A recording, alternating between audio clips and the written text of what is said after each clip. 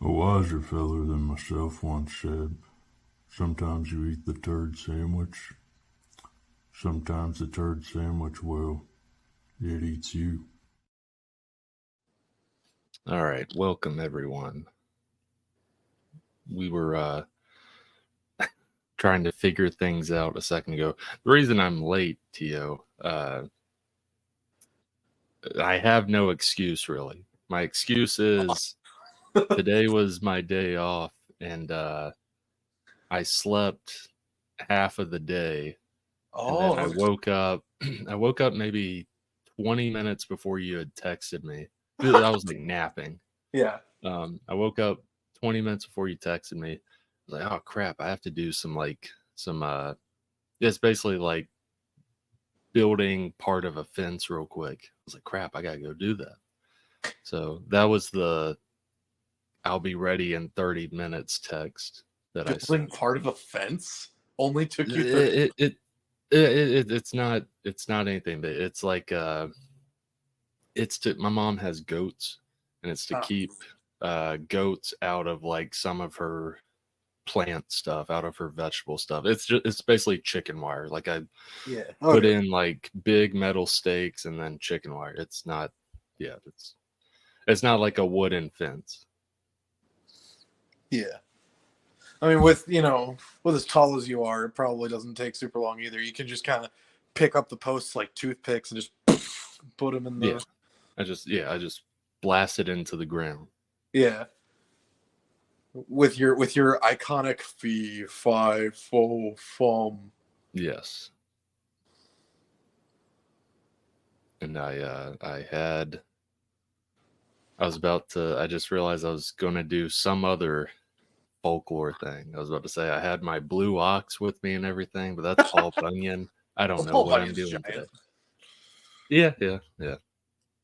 And I did have a sledgehammer. I didn't have an axe. Paul Bunyan has an axe. Yeah. I had a sledgehammer to help me. Oh, that's John So, Henry. yeah. John Henry I carries. didn't die though. That's true. Or did you? Bum bum bum. Ah. Yeah, that's the thing. I remember, and I still do really like the story of John Henry. I remember hearing that in elementary school, and then like ultimately, yes, he won the race. But hear me out. John Henry rocked in that story. He beat the steam powered thing and all that, but he died at the end. I don't remember if the steam powered thing died at the end. The You victory only know? counts if you live. Well, I mean, like, like, yes, he did beat the steam powered thing in the race essentially of carving out the mountain or whatever. But it's like we've got more carving to do eventually. John Henry's dead. So I guess we just got to use the steam powered thing. Yeah, that's a good point. It's almost like the race was pointless. I mean, it's a great story, but it is one of those things where it's like the inventor or whatever the steam power thing was like showcasing it. Like he was like, "This is better than any man." It was basically like a one of those big conference type things where Yeah. the companies show their new inventions or this new inventive thing that can revolutionize some part of an industry. It was that basically. Yeah. And John Henry was like, "Nah, I'll beat it." And he did. He did beat it, but it was that one race. Yeah. In terms of speed, John Henry won. In terms of endurance, the machine is still around. Yeah. It would almost be like if at the end of the tortoise and the hare, the tortoise crosses the finish line and then the hare shows up right at the end just in time for the tortoise to pull out a gun and be like, "All right, see you later, everybody," and put it in his own mouth. And splatter his brains all over the hair as he crosses the finish line. Yeah. And the hair's like, "Oh my god!" He grabs the like JFK's wife goes and reaches for the piece of skull that flies off the back of his head. He tries to put it back on the tortoise. He's like, "I didn't want it to end like this. I just wanted to prove I was faster." I just wanted to prove I was faster. I was a little bit cocky. I took a nap. I didn't think like him winning, like it would resort in this. I thought we were literally just having a fun race. I didn't know that this was like that beating me in a race was like the last act of the tortoise. Yeah, yeah. I didn't realize this was like a thing where it's like this is on his bucket list. This is the last thing, and then as soon as he gets it, he's ready to check out. I beat the hare, everybody. That, click. Had I known that, I would have easily beat the tortoise. What are you doing with that gun, tortoise? I'll see you all on the other side. No, tortoise, stop!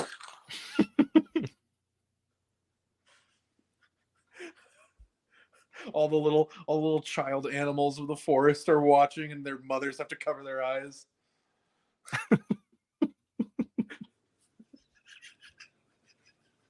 This was a family event, tortoise. Yeah, it's like a it's like a breast cancer awareness 5K or whatever. What is wrong with you, tortoise?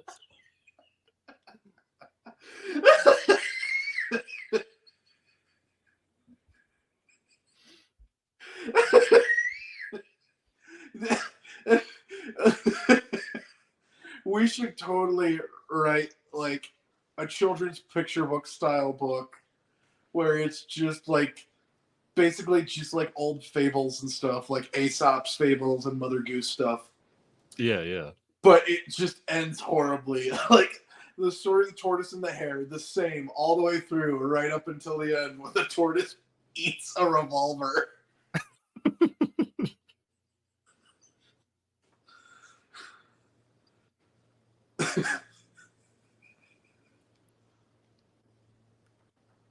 Yeah, I like that idea. We'll have to keep that in mind. Yeah, it's like this is just for autism awareness. Why? Why did he feel like he had to do this here?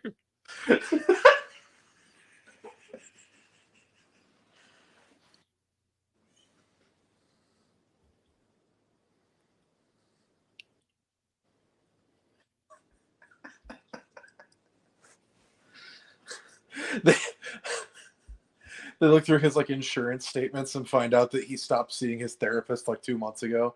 Yeah.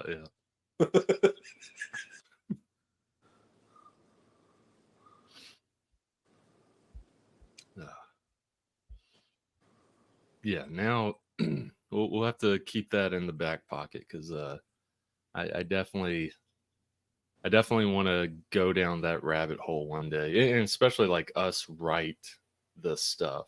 Yeah, because that would be really funny. Like examples of that, maybe the John Henry thing. That would be a very tiny thing.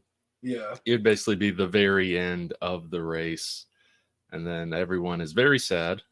John Henry rocked, but then business guy, after he takes his top hat off and does his little silence, pays condolences type thing. Yeah, moment of silence. He puts top hat back on. He's like, well, okay, so this is awkward, everyone, but my machine is still around and I'm willing to sell it. Do we have any bidders?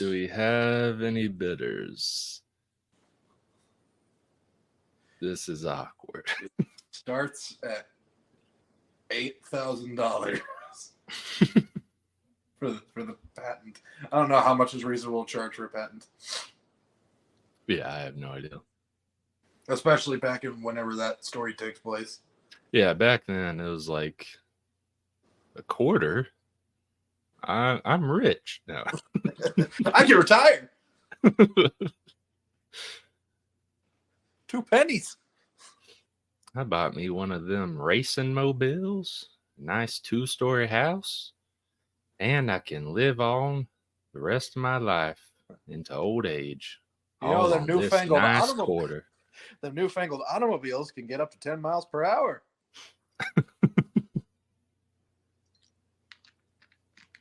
Sure, that's slower than a human being can run at their top speed, but it saves me the energy. It saves me energy, and I know we're still looking at his dead body. It's right over there. It is pretty bad that we're still talking about all this with him right there, but and no one's even made like any attempts to move him. But that automobile probably lasts a bit longer endurance wise. Yes. It runs on crude. And that's infinite. Yes. We'll never run out of that. Comes right up out of the dirt. Yeah, like you think about how big this world is. I don't know how big this world is. We're in Texasissippi right now, and that's the world I know. Yeah. I hear there's much more beyond this, but it's like that's all. And then I hear there's stuff under the ground. There's this crude oil under the ground. If that's what's under the ground, then it's infinite. It has to be. It has to be. The Earth just makes it. That stuff just comes squirting out of the Earth, ussy. I mean, I've I'll heard be of lapping it up and selling it. I've heard of old Bill down the road. He tried to dig to China. Never made it. I mean, that just shows like how far down this earth really goes, where you can't even dig yourself to China. You can try. But... Gets a letter in the mail 2 weeks later from Bill. I made it. Well, I'll be damned. You can do it. Oh no, maybe this earth is finite. I thought he would have just kept going. But that crude oil, I'm sure that's not finite. Yeah. I've been drinking the stuff. I bathe in it. Brush my teeth with it.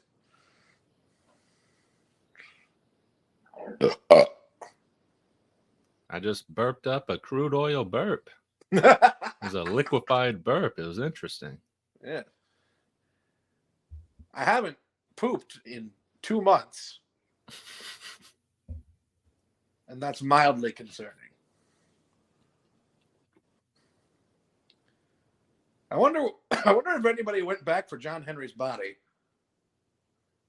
Oh, yeah.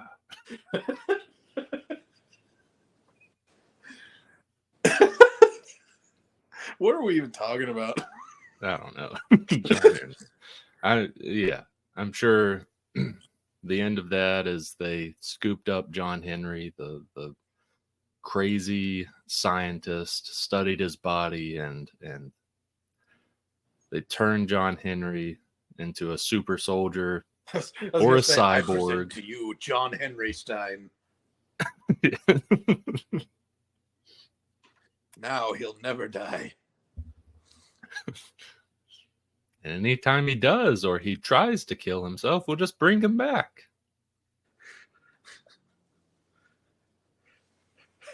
Tries to kill himself. Every time they bring him back, what is this existence? Please let me die. I won the race. Please let me die. Yeah, but you're peak human being. Yeah. Can't just let you die. You're like the prime specimen for like all of the physical capabilities of what humanity can achieve. Like, we'll keep you around forever. I've seen what lies on the other side of the veil of death. There's nothing there. That's nice, John. Here's a return trank to dart. it. Time to go to sleep, John. I crave the dreamless slumber of death. Tries to walk into the ocean. That's nice. All right, John. We gosh, it's so. You got to carve out another tunnel in a mountain.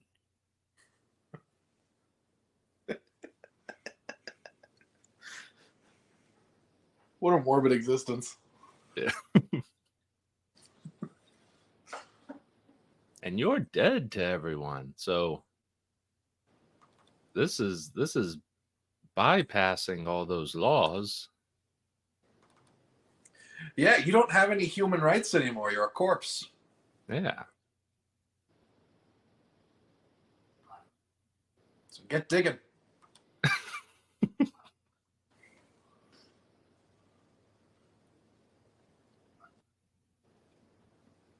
Yeah. Who are we kidding? The day and age this story took place in, you barely had any human rights anyway. You're black.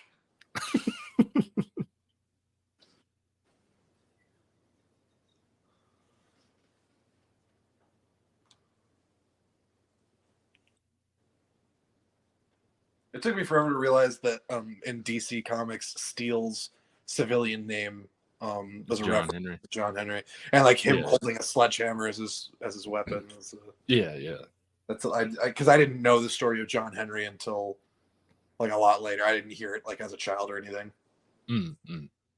Yeah, like there's bits and pieces in like elementary school that I still remember that rocked. Yeah, you have your maths and you have all that stuff. Yes, you learn all that stuff. Maths. What is this, England? It's Yes. math. It's Yeah. the one mathematic, Brandon. Well, you have your types of math. We're in America where we do everything correctly. Yes. But yeah, like that was one of the things I remember is the teacher reading the story of John Henry, or we had to read the story of John Henry, and I really liked it. And then also like I remember like learning about cryptids through elementary school. And like the librarian, we had like a reading time. Like the librarian would read us something and she read like some story dealing with the Loch Ness monster.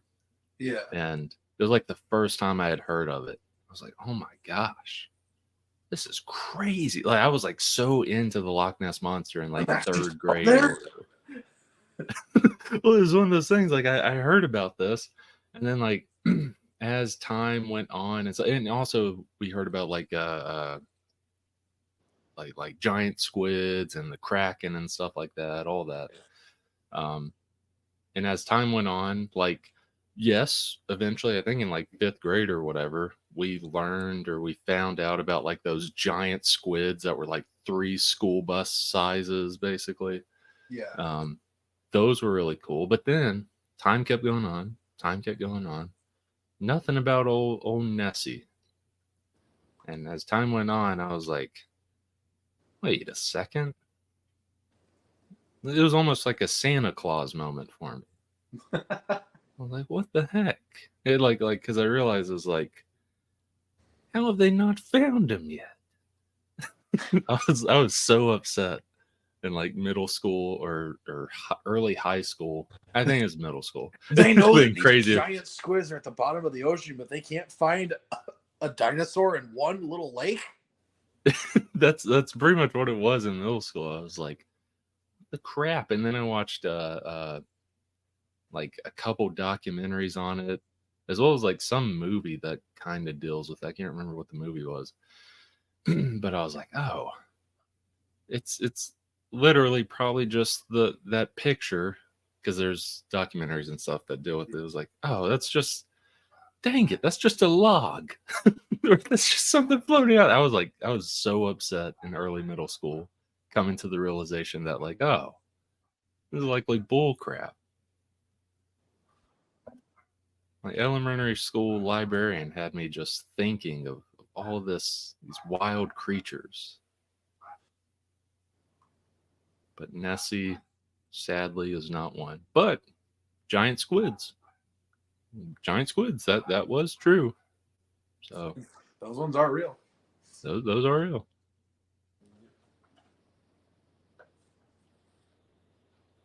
And then Bigfoot. Who knows what the heck about Bigfoot? Oh yeah. I don't care about it. I had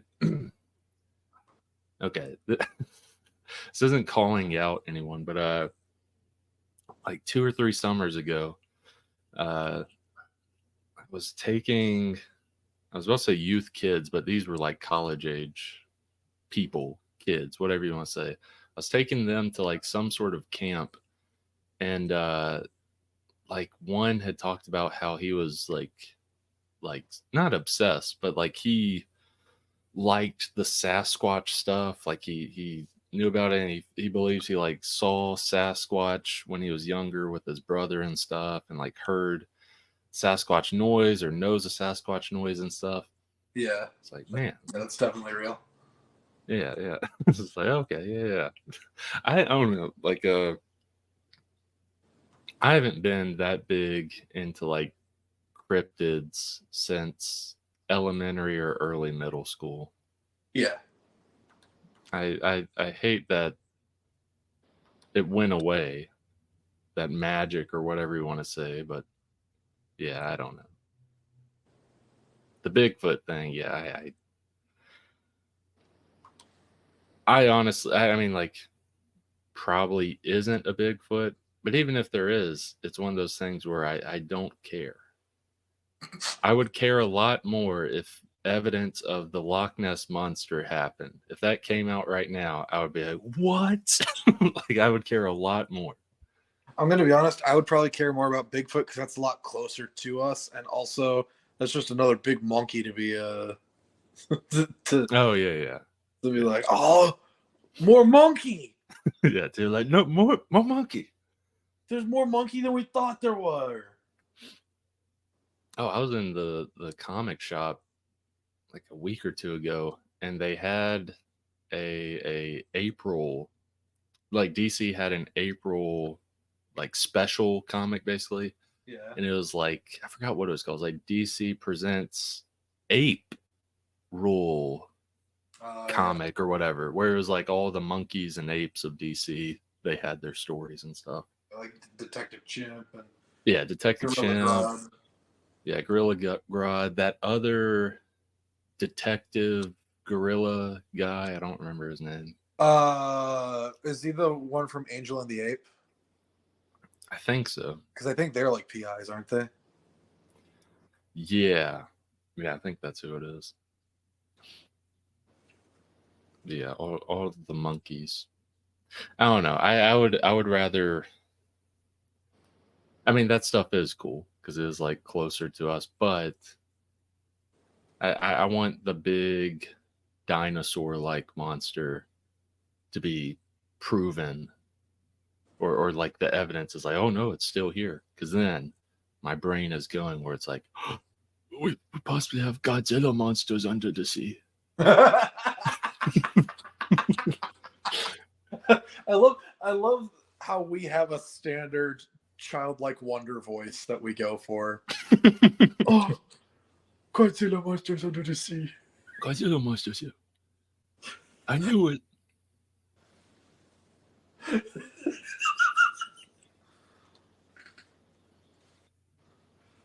The Savage Land could be real. It's out there. I know it. No, here's the thing with me. I believe, like that late 1800s, 1900s guy we were talking about before, that Earth just goes, if you dig down, you're eventually going to go to China. I don't believe in none of this hollow Earth savage land. And if I did, I don't know. I just don't care, because I like my big monsters up top. I like them wreaking havoc like we're little ants. I don't like them to have a world that makes them look like little ants. Yeah, well, it doesn't really make them look like little ants. It's just proportional to them. Hmm. I want them to where they don't have any doorways that can fit them. They have to bust through the room or basically destroy the building, and now they're in the room. They can occupy the space that the building used to occupy before they arrived. Yes. Yeah. Speaking of which, it's been 2 weeks since we recorded, everybody. Yes. Couple episodes you heard.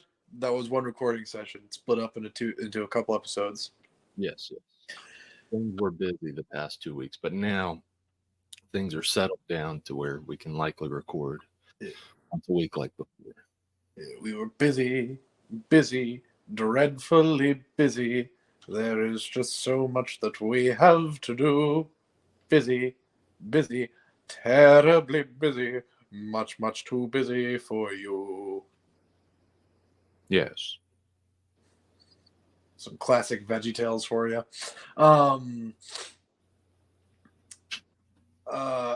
was I gonna say? Right, Godzilla kisses Kong. Did that happen? Oh yeah, like deep tongue. Oh no, Godzilla X Kong is XOXO. yeah. Is the X the kisses and the O's the hugs? So it's hugs and kisses, and it's usually X. So I guess X is hugs, and O. So I guess that makes sense. So Godzilla like, hugs Kong. Yeah, because like an X is like you're kind of crossing. Yeah. And then an O, open mouth, like Godzilla and Kong. Yeah. All right. So Godzilla hugs Kong, the new Empire. I actually saw it now. I saw Did any of the stuff that we talked about happen? Precisely one thing, but not the way I think we imagined it. Okay. And I don't think it's even the character that we thought was going to do it does it either. So I remember at one point one of us mentioned a suplex happening. Yeah. One of the monsters does suplex another monster. Do you want to take a guess who does what to who? I'm assuming Kong does that to someone. Okay, what kind of suplex are you imagining? Like drop on the head. Okay, so you're imagining like a German suplex where he comes up like for a hug from behind and then like yeah. All right, so it's not a German suplex. Oh. It's more like a wrestling style, like the guy you get the guy off the ropes and then you go shoulder to shoulder with him and like lift him up over your head and you both fall into the mat. Oh yeah. Backs against the mat. Godzilla does that to Kong. Oh, okay. Godzilla like wrestling suplexes Kong. Okay, yeah, I could see Godzilla doing it because the German suplex, the one I was thinking, I was like, there's no way Godzilla would be able to do this. Like Godzilla's body shape doesn't work with a German suplex. Like that would have had to have been one of the 2 ape characters that do big things. But yeah, so wait, you said Godzilla did that to Kong? Yeah, Godzilla suplexes Kong in the movie. I thought they were hugs and kisses this movie. Okay. All right. So, I'm going to break down the plot. All right. Am I doing full spoilers? Yes. Okay. Listener, it's full spoilers. Prepare yourself. I have to talk for a bit, which means that I'm going to get up and walk around. So audio is going to probably be a little closer and more weird. Because I notice that happens every time I get up and walk around with... like every time I go back and listen, I can hear like, oh, I can tell I'm walking around that. I don't care. So sorry, just had to stifle a little bit of gas there. I had Zaxby's for lunch. Yeah, it was really good. But it's I always get too much. I always get the 6-piece chicken finger plate, and I should get the 5-piece, but I always go for that extra finger. which is also what your mom said to me last night. Boom. What? So anyway, Godzilla hugs Kong. The movie. So it's been I'm not going to say peaceful since the Mecha Godzilla thing, but Kong has been living in the Hollow Earth for like 5 years, and Godzilla has been on the surface. Kong has, kind of made a home for himself. He's learned how to build traps so that he can protect his territory and like lure prey into it so that he doesn't have to directly fight them. And Godzilla on the surface basically just lays down and sleeps until he can sense another kaiju is causing trouble. Then he goes and finds that other kaiju, beats them up and kills them, and then goes back to sleep. And that's been Godzilla's entire pattern for like 5 years. Nice. And a regular nesting place of his is like the Colosseum in Rome. Oh, okay. Because it's like perfectly sized for him to curl up into like a little doggy ball in. It's his little dog bed. Yeah, no, like he genuinely, like, you see him curl up in the Colosseum and like go to sleep. But okay, so, and then like the humans, Monarch has a like monitoring station for Kong set up in like the Hollow Earth dimension, because it is like an alternate dimension. But so like there's monitoring Kong, just tracking his movements. Anytime he goes somewhere new, they map it out. So yeah. And Kong has an infected tooth. So Kong ends up finding a gate to the surface and going through it, because he is smart enough to know that he probably doesn't know that his tooth is like specifically infected. He just knows he it knows hurts. the humans can help. Yeah, he knows it hurts, and he knows that the humans will be willing to help him deal with it. I got you. He probably figures that they can work something out. Because again, like he is very smart and friendly towards humans relative to the other kaijus.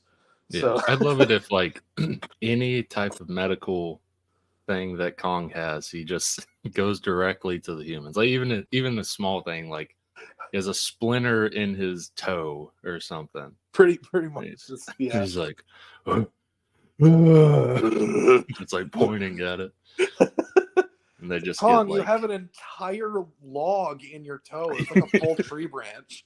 Yeah, they just get like a couple trucks and just slap some tow cables on the log and pull it out. Kong, you guys stop kicking if you want us to get this out. Yeah, in the process of removing this splinter in Kong's toe, which is this giant log, like 5 or 6 people die because he's accidentally just kicking and stuff.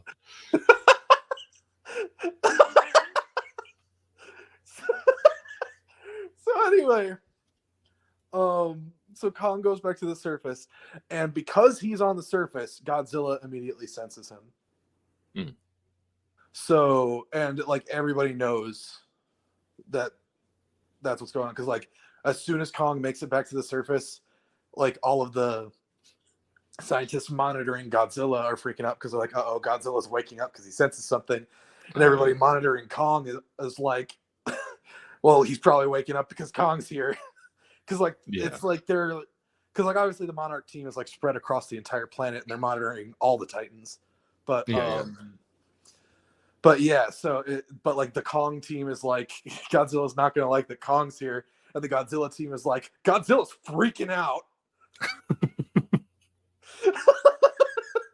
So they quickly get a kaiju vet in, like a kaiju veterinarian.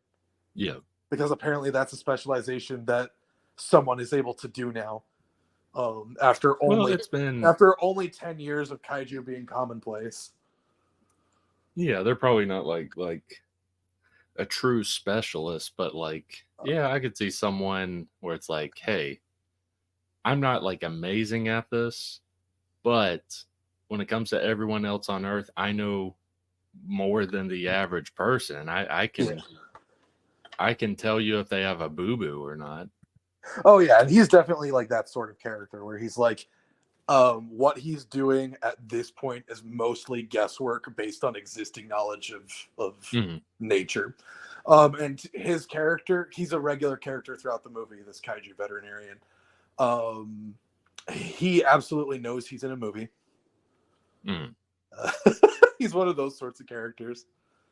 The only returning cast members are Rebecca Hall. Unfortunately, I don't remember the name of the actress who plays the little deaf girl. Yeah. Rebecca Hall is her name. Yes, you were calling her Rachel the whole time last time. I'm calling her Rachel before. It was close. I tried to say something like, I don't think it's Rachel, but then I was like, no, it's funnier for the bit if he keeps calling her Rachel. You know, I don't even know if it's like they have the same letter type thing. I think I've been doing deep dives in Genesis lately, and I remember getting Rebecca and Rachel get confused all the time because Rebecca is Jacob's mom and Rachel is Jacob's wife. Yeah. I remember getting those confused. So maybe it deals with that, but continue. Maybe. But yeah, so Rebecca Hall, the deaf girl, I'm really sorry I don't remember her name. And then I mean, it's not like the deaf community is going to hear this anyway. Hey, sorry, that was I apologize for that. That was me. I'll be sure to not turn on any captions. And then Brian Tyree Henry is back. Okay. But those are like the only three returning actors from Godzilla versus Kong. So like, is Millie Bobby Brown, is she dead? Like in real college? Life? No, in the universe. Oh, she's entirely unaddressed. Basically at this point, like I think they've settled on those three at least as probably just like the core human cast now. Yeah. Which I'm okay with because I like all three of the actors, and like Brian Tyree Henry is one of those actors where it's like, hey, this movie's gonna be better because he's there. Oh yeah, I just finished Atlanta, and he's one of the main characters in that, and he's fantastic. Yeah. And then Rebecca Hall, she's also a really good actor. So, you know. So yeah, I think they finally kind of settled on like these are the humans who in any future installments will pop up. And if they don't, then we can pretty much just accept that there'll never be a consistent human cast. But the thing is, Rebecca Hall and the deaf girl are so tied to Kong in these movies at this point that it's like, if you're going to have human characters again, it's those two at least need to be like recurring. Yeah, if Kong's in the movie at least. Yeah, if it's a Kong-centric one, which I get the sense most of these are going to be because the past two Godzilla and Kong crossover movies have been mostly Kong featuring Godzilla. Yeah. So they sedate Kong heavily, get him laying down on a beach. That's not a joke. They actually lay him down on a beach. Because that's where he pops up. That's where like his doorway pops up. They use a hovercraft and a complicated mechanical pulley system to pull his infected tooth, and then they replace it with some sort of indestructible metal polymer thing. Nice. So Kong's got a metal tooth now, and it's one of him on the beach. It's his left canine, so it's like really prominent too. I gotcha. With him on the beach, with him, I'm assuming was it sunny out? Yeah.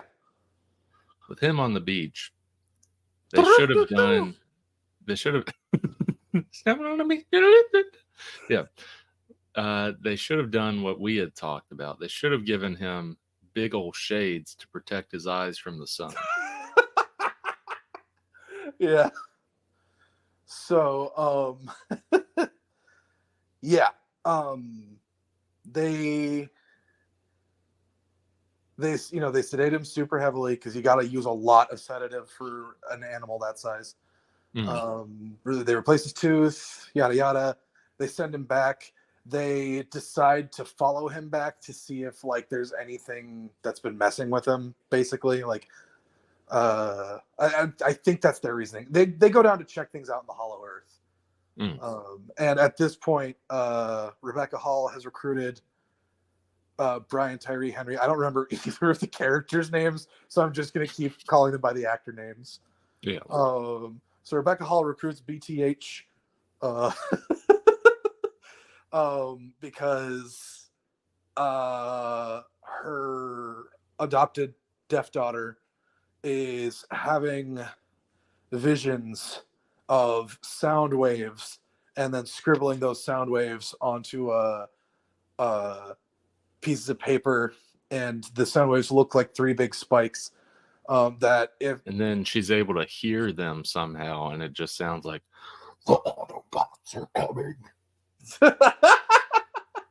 It's not super far off from that. I don't think she hears them technically, but it's not super far off from that vibe. We'll get to that. So yeah, they bring. So it's a Scottish hovercraft pilot, Rebecca Hall, Kaiju Vet, Deaf Girl, and BTH. They all go into the Hollow Earth together.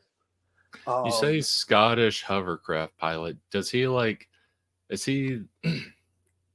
They do this in movies sometimes, where it's someone who has an accent, likes like a Scottish accent or something, and they really have to like hone in and address that he's Scottish. They don't focus on it, but you can tell Okay. that's like he's a very prominent Scottish accent. Okay, I just didn't know if it was like. No, he doesn't like wear a kilt and carry a bagpipe. Well, not only that, but like he doesn't tell anybody to get in his belly either. This reminds me of my homeland or some bullcrap stuff. This reminds me of the Highlands. No, for him, it's more of a don't touch anything, and I hate all of you. Okay. He dies really, really fast. He gets eaten by a tree. Fortunately, Kaiju Vet knows how to fly the hovercraft, so it's not that much of an issue. That's very fortunate. Which I'm assuming in picking the team, they knew that. Yeah. So yeah, those four are in the Hollow Earth. Kong finds an even hollower Earth. In that he stumbles upon like an underground passage that he didn't know was there.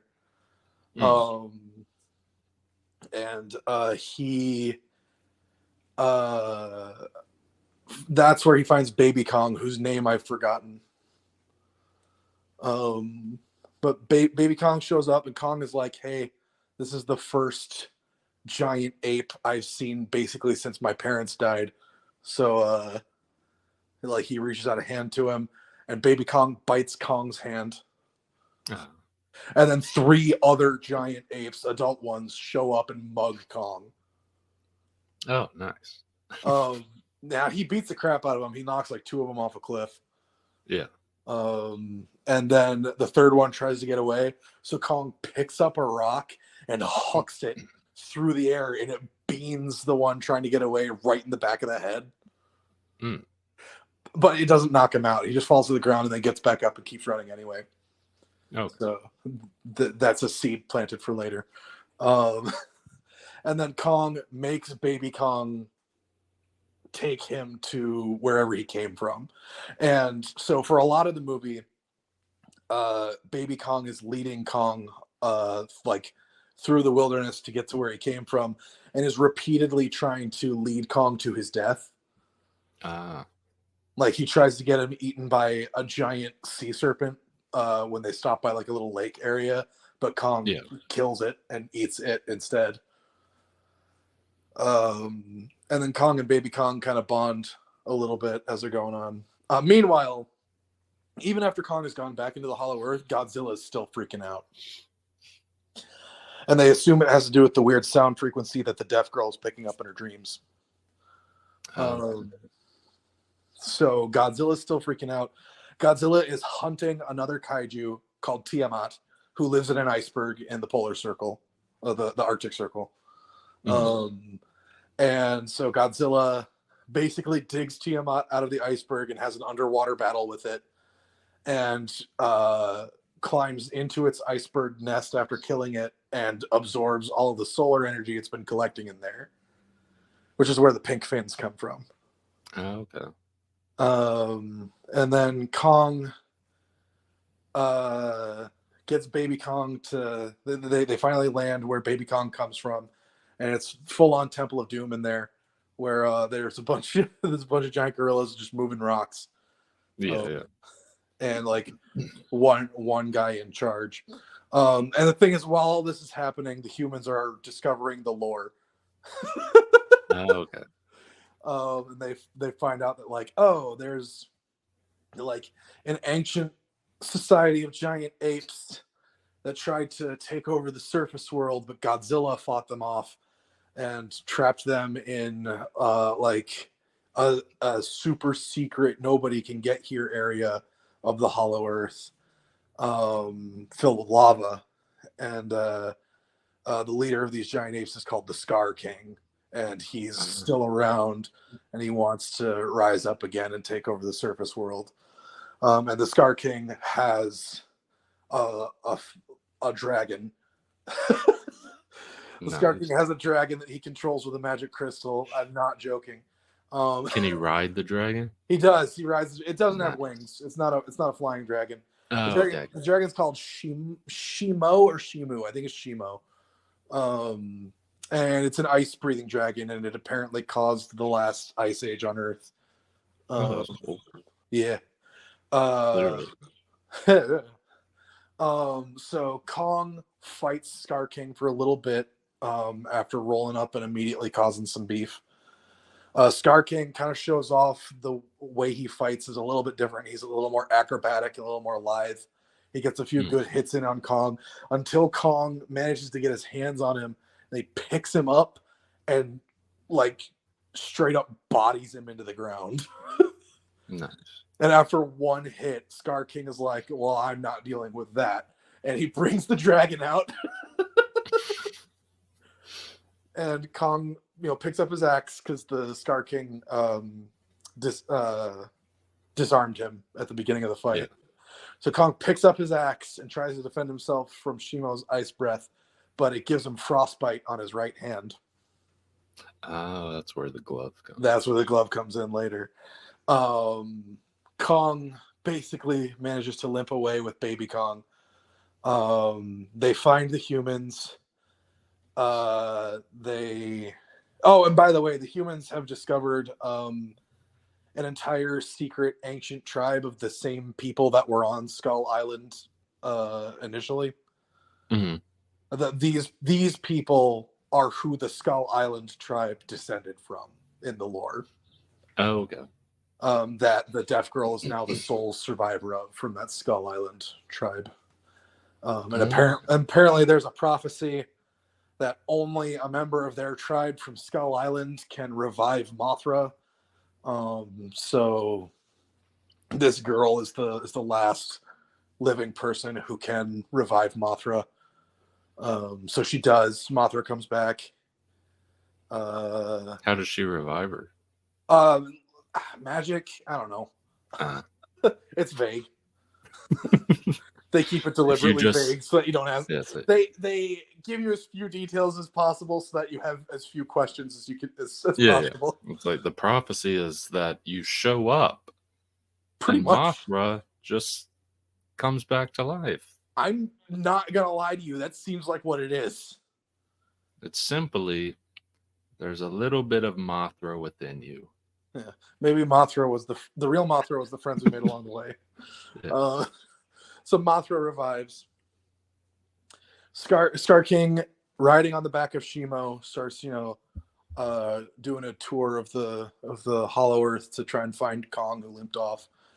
And Kong's trying to find the humans again, be like, look, yes, the toothache thing, but like I've got it a lot worse now. Like, Yeah, my hand. pretty much. This is my beaten hand. This is my axe hand, if you catch my drift. You have to fix it, please. I can't go through life left-handed. So basically, they casually reveal that Monarch was secretly working on a mech suit for Kong after the whole Mechagodzilla thing. But the government shut it down because they were like, the last thing we want is for one of these Titans to get even more powerful. Yeah. So they managed to get as far as one glove, which is really convenient. Yeah. When developing it. And the prototype. It's not entirely this, but that kind of reminds me of the thing I was joking about of like, they wanted to develop 2 gloves for him in case it came out his butt, the laser. But they only had time to make the one. Yeah, that does kind of fit. But yeah, they only had time to make the one glove, and thankfully the prototype just happens to be at the outpost down there in the Hollow Earth. Nice. And they Kaiju Vet goes and gets the glove and puts it on Kong, and there's like a green fluid that injects into his hand. And there's some they record some ADR to say like that should heal him up nicely, to probably explain why he won't have the glove in the next one. Yeah. Did they somehow like measure Kong's hand? Well, I mean, they've probably been keeping track of his measurements for as long as they've known about him. Okay. Like, they've probably been keeping track of his measurements since they found him on Skull Island. Okay. I was just trying to think, like, making sure. It'd suck if it was like 2 or 3 sizes too small. Oh yeah, we started development on this in the 70s. You were a lot smaller back then. No, they specifically say that development started after the Mechagodzilla thing, so it's sized for adult Kong. And it's been 5 years since Mechagodzilla, so there's definitely enough time for them to have built that glove. Also, man, they are lucky that it wasn't. I think it's 3 years since Mechagodzilla. Okay. They're lucky it wasn't his left hand that got hurt, because I'm assuming that's a right-handed gauntlet. Yeah, but also I'm pretty sure that if it had been the left hand, the script writers would have said that was made a left-handed glove. I'm thinking about the world. Yes, I know. All of this is convenient for writing.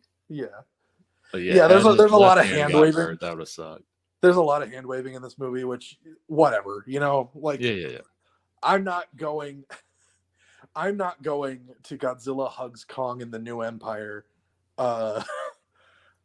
for super deep and really tightly constructed narrative. I'm there to see big monster fight punch. Yeah. There's one, and we'll talk about it later, like much later after Godzilla Kong. There's one hand waving thing in Monkey Man that like ultimately I forgive and don't care about because I liked it, but continue Godzilla Kong. Yeah, we're definitely talking about Monkey Man later because that, oh my goodness, that one. But anyway, so Kong gets an idea. And by the way, the Deaf Girl is still in the process of reviving Mothra at this point. So like Mothra's not revived quite yet, so Kong is still alone. But Kong gets an idea to he knows that he can't deal with Scar King and Shimo by himself. So he takes a portal back to the surface world specifically to antagonize Godzilla into approaching him. And he returns to the surface world right next to the pyramids in Cairo. And that's that scene in the trailer where the pyramids are like sucking down or getting destroyed or whatever. Yeah, pretty much. Like the portal opens up under the sand, and Kong comes up and basically starts screaming to just attract Godzilla's attention. And Godzilla, goes and finds him. And as Godzilla's getting closer, Kong is actually like kind of puts his hand up and he's like, okay, now that I have your attention. He starts pointing at the portal, like putting his hand up to Godzilla to be like, stop, and then pointing at the portal to try and communicate to Godzilla, like, I'm here for a reason, I need your help. But Godzilla's not listening, and he tackles him into the pyramids. They demolish those pyramids in this movie. There are no more pyramids in the world of Godzilla and Kong. But yeah, so they have a fight. They punch for a bit. Godzilla suplexes Kong. And then Mothra is properly revived and she shows up. And when she arrives, she's able to like calm Godzilla down because she's the queen of the monsters. So yeah. And like Godzilla, you know, he he listens to his lady. Yeah. Yeah, she's pulling him back, be like, no, stop it. You're drunk. Stop. Baby, stop. He's trying to step on my turf, though. I know, but let's just go. Hey, man, I'm just here for your help, man. Hey, dog, man, look. I got some guys rolling up on my place. They're rolling up on my crib. They smacking up on my crew. Look, I'll help you, Kong. I best not see you back here, though. That's kind of what it comes down to, because so all three of them go back into the Hollow Earth together: Kong, Mothra, and Godzilla. And Shimo, Scar King, and their entourage of ape thugs roll up in the place where the humans are. And there's a whole bunch of shenanigans with like moving pyramids and giant crystals and anti-gravity, where they basically, you know, produce a scenario in which an anti-gravity fight can take place. Okay. So all these kaijus are just floating around and punching each other for like a 5-minute fight. Which I'm gonna be honest, I liked. It was pretty fun. Oh yeah, no, I completely get like in writing the screenplay, when it got to this part, before explaining anything, they were just like, wait, what if anti-gravity kaiju fight? Yeah. Oh yeah, they gosh, definitely that rock. And then it's like, okay, so how do we make up some bull crap to where we can have this fight? People just want to see this fight. Yeah, you know, they definitely wrote the fights before they wrote any other part of the script. Yeah. Because you can feel them really stretching for explanations for how they get from place to place in the script for the fights. But it's like it's loose justification for some fun and creative kaiju fights. Yeah. So eventually Scar King and Shimo make it to the portal because Godzilla, Kong, and Mothra were trying to hold them off, but they make it to the portal and they end up in Rio. And immediately start like messing with things. And Godzilla and Kong pop up through I can't remember if Mothra. No, because Mothra wasn't really involved with the last phase of this fight, so I don't think she went with them. So Godzilla and Kong pop up and they continue the fight in Rio. They demolish Rio. There's no more Rio in the Godzilla and Kong universe. I actually don't understand how like civilization continues onward in this world, because like, firstly, just think about how much money it would take to repair everything after every single kaiju fight. Yeah. Like those are economy destroying events. As well as I feel like, I'm not saying this would happen with all countries. I feel like some countries would like band together and like form a coalition where it's like, okay, yeah, I know we have our differences and stuff like that, but like we gotta come together. If you guys want to like move over here where there's not as much activity, like come over here. And yes, like in the future we'll have some shady stuff where it's like we benefit from you moving here, but for now this looks good for you. Honestly, if they want to maintain even a modicum of like believability in future movies, they should really entertain the idea that like the United Nations is super unhappy with these kaijus and is actually taking action against them because like they're giant monsters, they're big animals, they don't care. But like Monarch, this science, this extrajudicial like science organization is like, no way, we're not done looking at them yet. Yeah. Like that's like they're like, no, you can't attack these monsters. We're studying them. Yeah, but millions of us are dying every year. Yeah, but big monster cool. Look, we're not going to have it Monarch funded or Monarch make this, but we got to have Mechagodzilla 2, okay? We need something to fight back. Oh, well, the thing is, they already know that's a bad idea because making Mechagodzilla in the first place is what turned Godzilla's attention to humanity in the last one.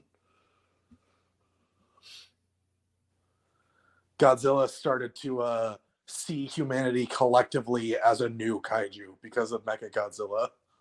Yeah, we got to find a way to have a power against these monsters without making a big monster, because they'll see and hear the big monster. But if we just made it to where it's like,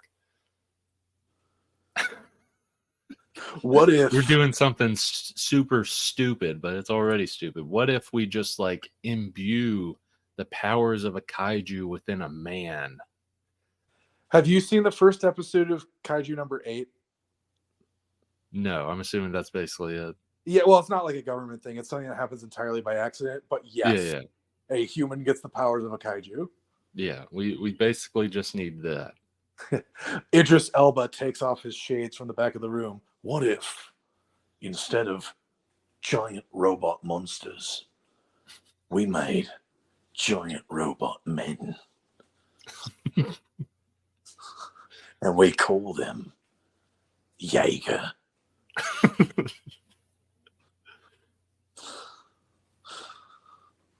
The theme song starts playing in the background. And then someone says, no, that's just a stupid idea and a waste of resources. But it looks freaking awesome. But it's a bad idea. All right, fine then. I'll just go back to making documentaries advertising gold. Yeah, now and being Knuckles the Echidna. Now I'm thinking about the Pacific Rim thing. Not to get too much on a side thing, but isn't like the two pilots, they like completely share everything, like they like basically form new neural pathways to each other through the machine in the drift. And they have to be compatible. They have to be drift compatible. Yeah, in it, do you like do you know all of the other person's memories or anything? Pretty much. Like you just kind of thought so. Like, you become one with them, like psychologically. Yeah. I'm just imagining a guy. he's there, and then a female pilot. They haven't met. Female pilot comes in. She's like, okay, I'm ready to Neuralink. And he's like, could we swap out? Could we get another male? I don't know if this is a good idea. It's like, no, it'll be fine. We'll Neuralink. We'll go defeat some monsters. It's like, I really don't think this is a good idea. We probably shouldn't do this. And she's like, silence. Let's just do it. And they Neuralink, and she sees all the horrendous stuff. his horrendous browser search and all that. Yeah. I was gonna say every horrible thought he's had in the 30 seconds since he met her. Yeah, exactly. Wow, it really is that quick for you guys, huh? I told you I didn't want a Neuralink. And she's just like, as soon as they're done, she's like, I gotta go take a cold shower. You're assuming she's not into I'm assuming this is like pretty foul stuff. This guy's it. Like he looks at her and immediately thinks of tying her up.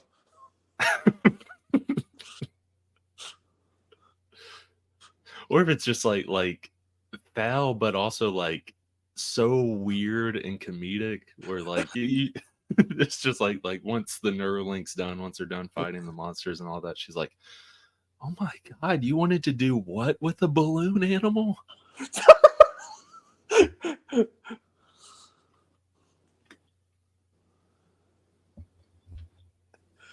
So, anyway, final battle. Godzilla and Kong are fighting Scar King and Shimo. And it's obvious at this point in the movie that Scar King is controlling Shimo through like pain. Yeah. And that Shimo is not doing what it's doing out of like a willingness to do so. Mm-hmm. So they managed to like get the crystal that Scar King has been controlling Shimo with out of his hands. And Baby Kong shows up with Kong's axe, and at the last second, like shatters the crystal, so that Scar King doesn't like have power over Shimo anymore. So right. Then basically, it's a 3-monster like curb stomping of Godzilla, Shimo, and Kong just beating the crap out of Scar King together for a couple minutes before finally like Kong gets Scar King in his hands, and Shimo breathes one last like ice blast onto Scar King and freezes him solid. And then Kong, I saw that bit because someone did a no and they recorded in the theater. And they recorded that bit and posted on TikTok. But I saw that bit. Yeah, that's how it ends. And basically, Godzilla goes back to being Godzilla on the surface. And Kong and Baby Kong take Shimo back down into the Hollow Earth. And Kong basically becomes the new king of the giant apes down there. Okay. And Kong still has that slave driver mentality. And he's like, okay, back to work. Keep carrying stones. New management, not different management. Come on. So yeah, he is kind of at this point, finally, officially, though probably not in name for whatever reason, King Kong. Because now he's actually the king of something. Yeah. Godzilla's king of the monsters, but Kong is king of the apes. Yeah. King of the Hollow Earth.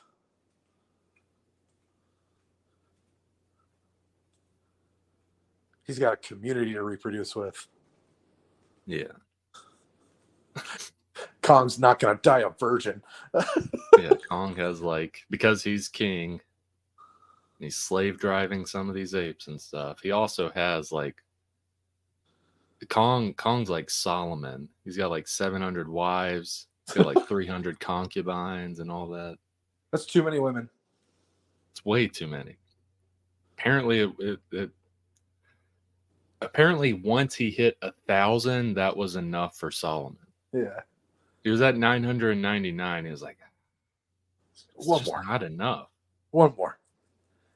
He had enough women that he could have a different woman every night for like 5 years. Yeah. And without repeating. Yeah. That's too much. It's way too much. 4 is enough for me, man. Well, I mean, you have to think about like that was the whole, like most of the reason in terms of concubines, wives, yes, like to reproduce and stuff, but also 700 wives, that's way too much. But with concubines, that was their whole purpose. It was essentially like having them, it was a side piece without having to marry them, essentially. Yeah. Which, when you've got that many women, what's the difference anyway? Yeah. He didn't have an individual relationship with any of those women. Yeah, imagine like being one of those 300 concubine and being like, wait, I'm not good enough to be 701, the 701st wife? I have to be a concubine? Well, you see, Linda, Maybe 700. it's Rebecca.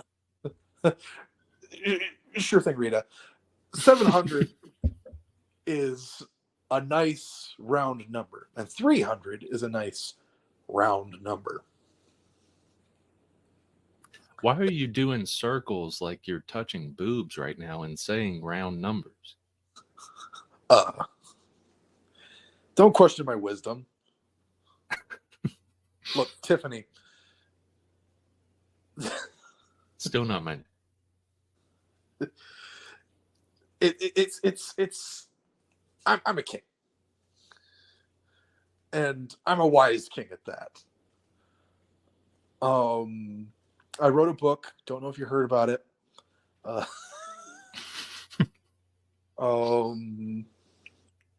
I've done literally everything. So maybe don't question it too much. All right, Brittany.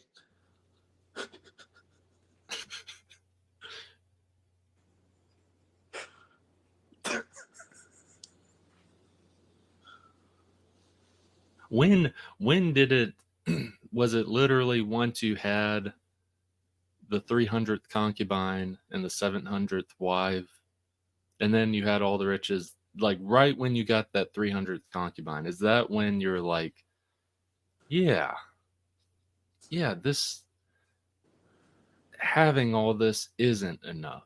Before that, you felt like it was enough and you just needed to keep getting more and more. But once you got that 300th concubine, that's when it dawned on you that, hey, all of this stuff means nothing. That's when you realize that. Well, I needed to, max it out first. The numbers don't go higher than 1,000.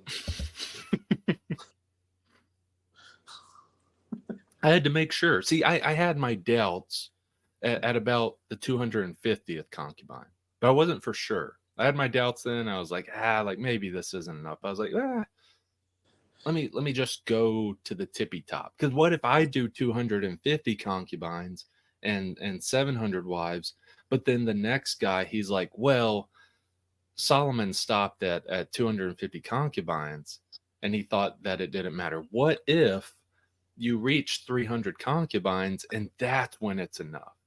That's when I had to make sure. That's when you realize this is God's purpose for me. Yeah, I had to make sure the next guy didn't try to top me, thinking that it would be enough. I was doing it for the people. For the people.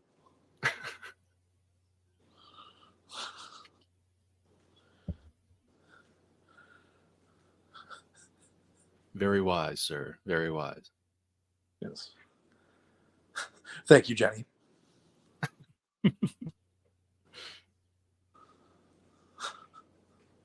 Speaking of doing things for the people. Yes. Right. Before we talk about Monkey Man, my rating for Godzilla Hugs Kong and the New Empire is one pancake flipped a little haphazardly out of 10. One side is cooked perfectly, right? One side of the pancake is cooked perfectly. Yeah. And then you flip it and you kind of catch the edge a little bit, so there's a little bit of batter on the edge of the pan. But overall, you still cooked it well, and it's still a pancake, even if it's splattered a little bit. Yeah. So, and if you're in the mood for a pancake, there it is. It's a good pancake, perfectly edible. Still tastes good, even if it doesn't look perfect. But if you want a perfectly no mistakes at all pancake, this one's probably not for you. Oh, okay.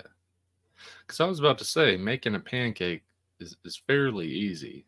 Yeah. So how I'm equating that with this movie is overall they did it, but this was such a dumb and easy task that how did they not do it better? Kind of, yes. Okay. Because there are a lot of points in GXK that you can point to and be like, well, wait a minute, why is it like that and not like some other way? Like, there's so much in the movie where it's like you can feel them stretching really hard just to justify everything. In a movie that, I'm going to be honest, doesn't need a whole lot of justification. Yeah. It really is just another example of like the studio really thinks the audience needs an explanation for absolutely everything.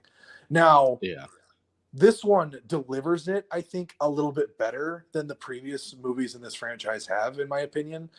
And for once, I don't personally feel like the human characters are obtrusive.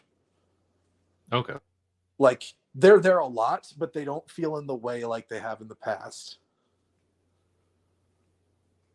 You know what I mean? Yeah. Like, I actually kind of am like, okay, like the human characters are actually like, they're doing something. It feels meaningful in the moment. Yeah. Is there an after credit scene? No. Okay. I Googled it in the theater. Yeah, I'm good with that. Yeah. I'm burnt out, kind of tired of after credit scenes. Yeah, as soon as the credits start rolling, that's the end of the story. Good. But yeah. Oh, and also, the human characters, at least Rebecca Hall and the Deaf Girl, feel like they actually get kind of an arc, like a little bit of a character arc, and like an arc in their relationship. Yeah. It's resolved really simply and really easily, but it's something. Yeah. It gives them a reason to be there other than to just explain what's happening. Yeah. And the deaf girl can sign at the end to Rachel or Rebecca Hall. She can sign to her and be like, hey, like I'm like this prophetic child. I'm like a queen to these people. You can't tell me to brush my teeth anymore. Okay? You can't tell me that I can't have a cookie from the cookie jar. That is like literally the opposite of how it goes. Oh. Rebecca Hall's character is like, we found your people. Like, don't you want to live here with them? And then the deaf girl's like, what are you talking about? You raised me. You're my mother. Yeah, I love it. Why would I want to be anywhere but with you? I want you to slap my hand away from the cookie jar. I want you to lock me in the closet. Yeah. But yeah, like Rebecca Hall's character seriously had a moment of like, oh, I raised this wild wolf, but we found a pack of wolves, so I'm gonna release the wolf in the wild. It's like, no, she's not a pet. She's your kid. She literally calls you mom. You have referred to her as your daughter more than once over the course of this movie. This isn't an instance of like, oh, we found your people. You just stay here. No, that's not how that works.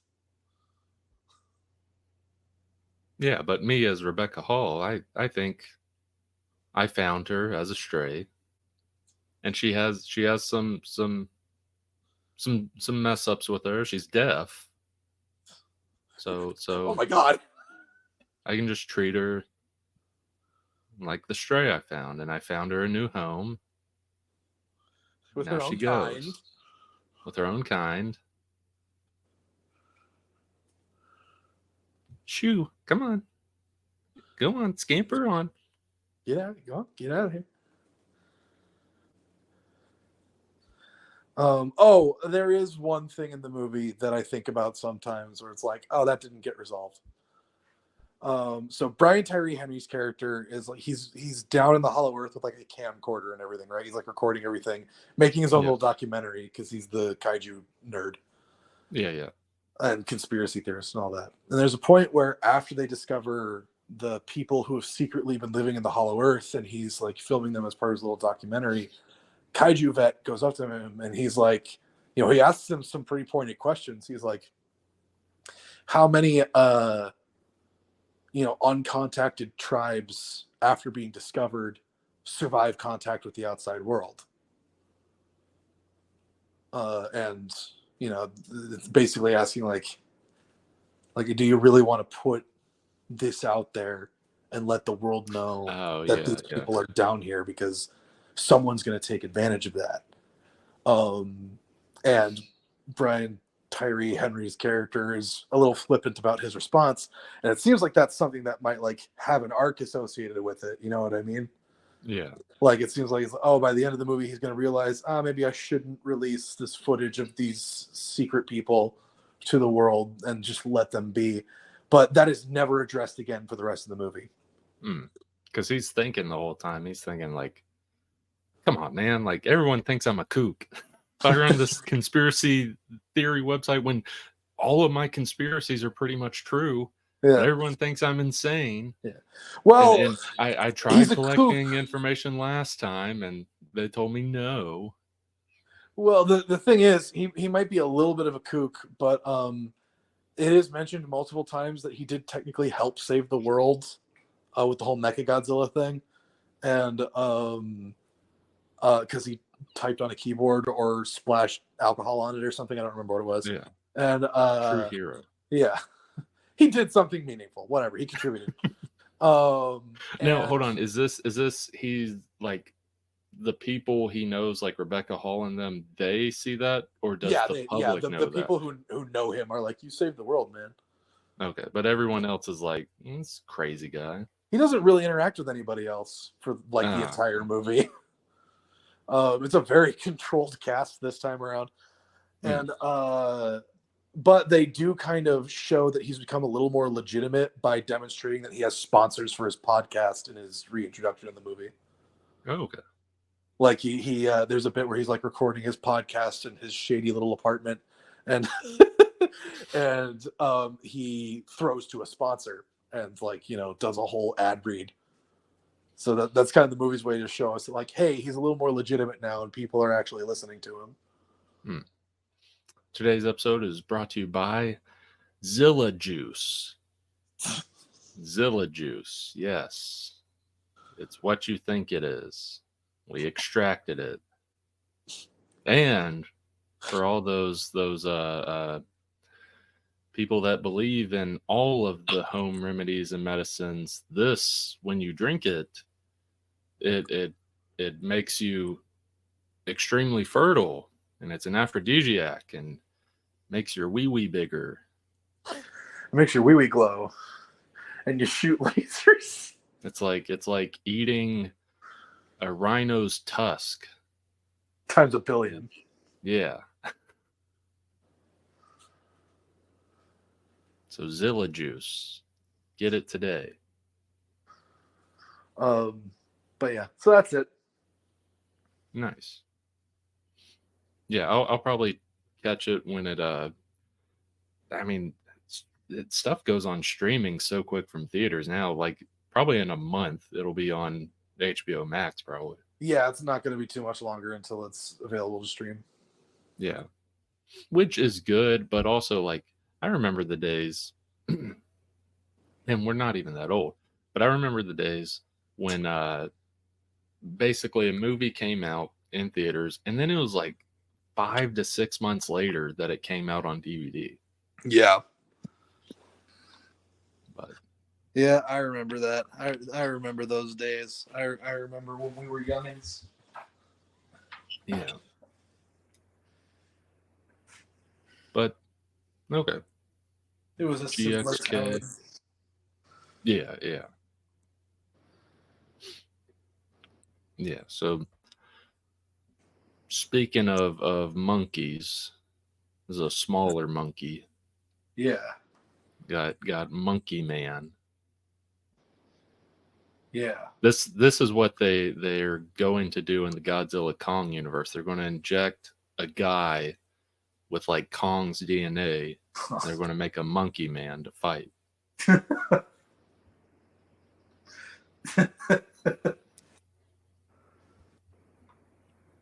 But yeah, Teo saw Monkey Man, I saw Monkey Man, and it was pretty good. Yeah, it was Pretty really good. I enjoyed it quite a bit. I tried to avoided most reviews and stuff before I watched it, but I did watch one or two, and I'm kind of glad I did because the marketing of the movie, trailer wise, I think is slightly deceptive. Yeah. Because It definitely the marketing itself as just Indian John Wick. Yeah, that's what they market it as, and it's much more than that. So I'm glad I knew. I probably would have liked it either way, but I'm glad I knew from a review that was saying like, hey, like it's not India John Wick. There are elements of that, but like it's more than a non-stop shoot and fight thing like a John Wick movie. So I'm glad I at least saw that. But yeah, the marketing slightly deceptive there. But I enjoyed it a good bit. Like in terms of like issues or qualms with the movie, I don't really have any. Like it's not like a 10 out of 10 for me, but I did really enjoy it. Yeah.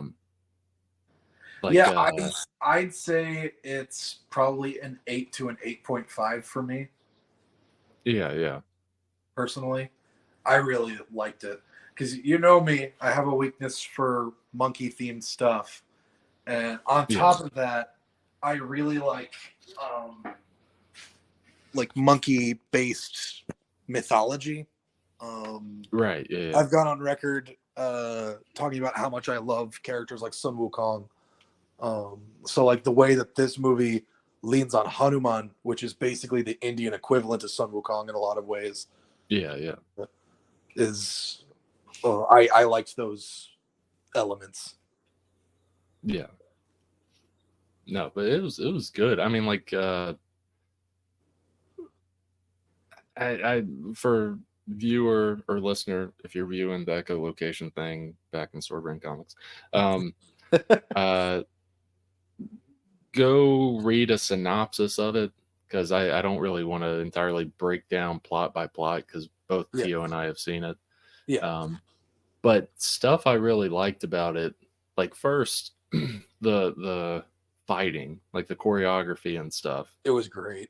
I thought it was very good to where like you do really well in your fighting and action movie if there's at least one or two scenes or elements that like I will remember. Like I'll remember a year from now, I'll remember a few years from now. Like you do great when that happens. Yeah. And one of those elements, there's a couple, but one of those is when he's fighting, I forget who he's fighting. I think it's just someone in an elevator.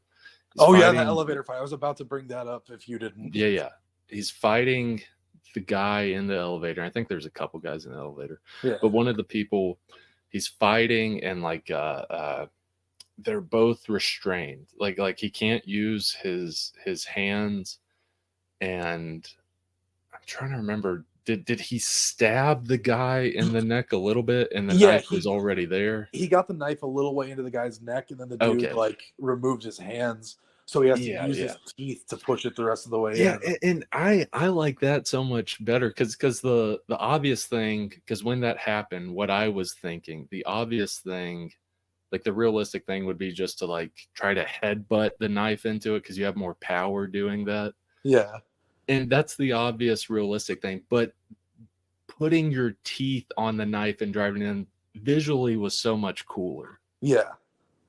Because it really drives home that desperation and anger and and like just the intense fight in the moment, not just for continuing the vengeance, but also like for survival. Because theoretically, I know it's never this way in movies, but theoretically, any given guy should be capable of killing the main character. Yeah. That's how you maintain like tension and stakes and stuff when he's fighting just a bunch of random guys. But yeah, it's like having that moment there where it's like you genuinely believe that like all of his anger and will to survive is going into every movement he makes. Having that scene And where he slowly pushes the knife in with his teeth. yeah, and you mentioning that and like the survival aspect of a fight to the death, like because that's how a lot of these fights are in the movie. You see other movies and I've seen this in some movies, but they don't use this as much. But in this movie, they use it and I like it. Of like, if it is a fight to the death, like you're pulling out all the stops, you're using everything, including if my hands and legs are restrained or I'm holding someone down or whatever, you're going to at least try to like bite someone. Yeah. Like he does that multiple times in his fighting, like biting someone's like part of their lip off or their nose off or whatever, Yeah, I was or gonna just say biting them. the dude with the axe at like the brothel, he like bites his nose multiple times in that fight. Yeah, like that's realistic. Like that's I know all of these are like choreographed fights, but if you're fighting to the death, you're going to pull out all the stops. Like And you know when I noticed the biting started? when's that? He didn't start biting people in the face until after the South African guy was yelling at him about like monkeys can rip people's faces off, like talking to him about I like didn't think about that. be more furious, be more like a monkey, and Yeah. like after that he started biting people in the face more in his fights. Yeah. Oh, okay. I didn't even notice that. That's cool. Like a monkey would. And yeah, and that little element you mentioned, the South African guy, made me think of the like whenever he's no longer like throwing the fights, Yeah. like the guy who's usually kicking his butt, he comes out, and I like how it's just simply one kick knocks the guy out. Right in the jaw. Like I really like that because like I was watching it with my brother, and when that happened, like, and I think they did it purposely. How they shot it is like shocking and a little bit funny because I laughed a little bit when that happened. Like I don't know, I like stuff like that. He was really well done. And another thing, Yeah. From like an editing perspective, they do that thing where right as hits are about to connect, they drop a couple frames to make it seem like it's going faster. a little bit faster. Yeah. To like really sell the impact. Yeah. So that's like they use that quite a bit in the fights, and I think they use it really effectively in this movie. Oh yeah. Because that's the sort of thing that if it's not done like right, like if you don't drop exactly the right frames, it's probably not going to look great. So that's that's true. It's like the editors probably had to watch every hit back multiple times to be like, all right, where do I cut to make this impact hit as hard as possible? Yeah. And I do like that they did somewhat address the John Wick thing before, because that's like, that's the thing, is no matter how you marketed it, there would still be the John Wick comparisons. The trailer just made it look exactly like India John Wick. Yeah. But even if you did dial it back some in the trailer, there would still be those comparisons. But yeah, I like the scene where he goes to buy the gun from like the guy underground essentially, and the guy's like, got the gun they use in the John Wick movie. Yeah. He's like, no, something smaller. It's a big gun. I have to sneak this in. Yeah. I have to have a small dog bring this to me. Yeah. A little dog cannot carry that massive gun.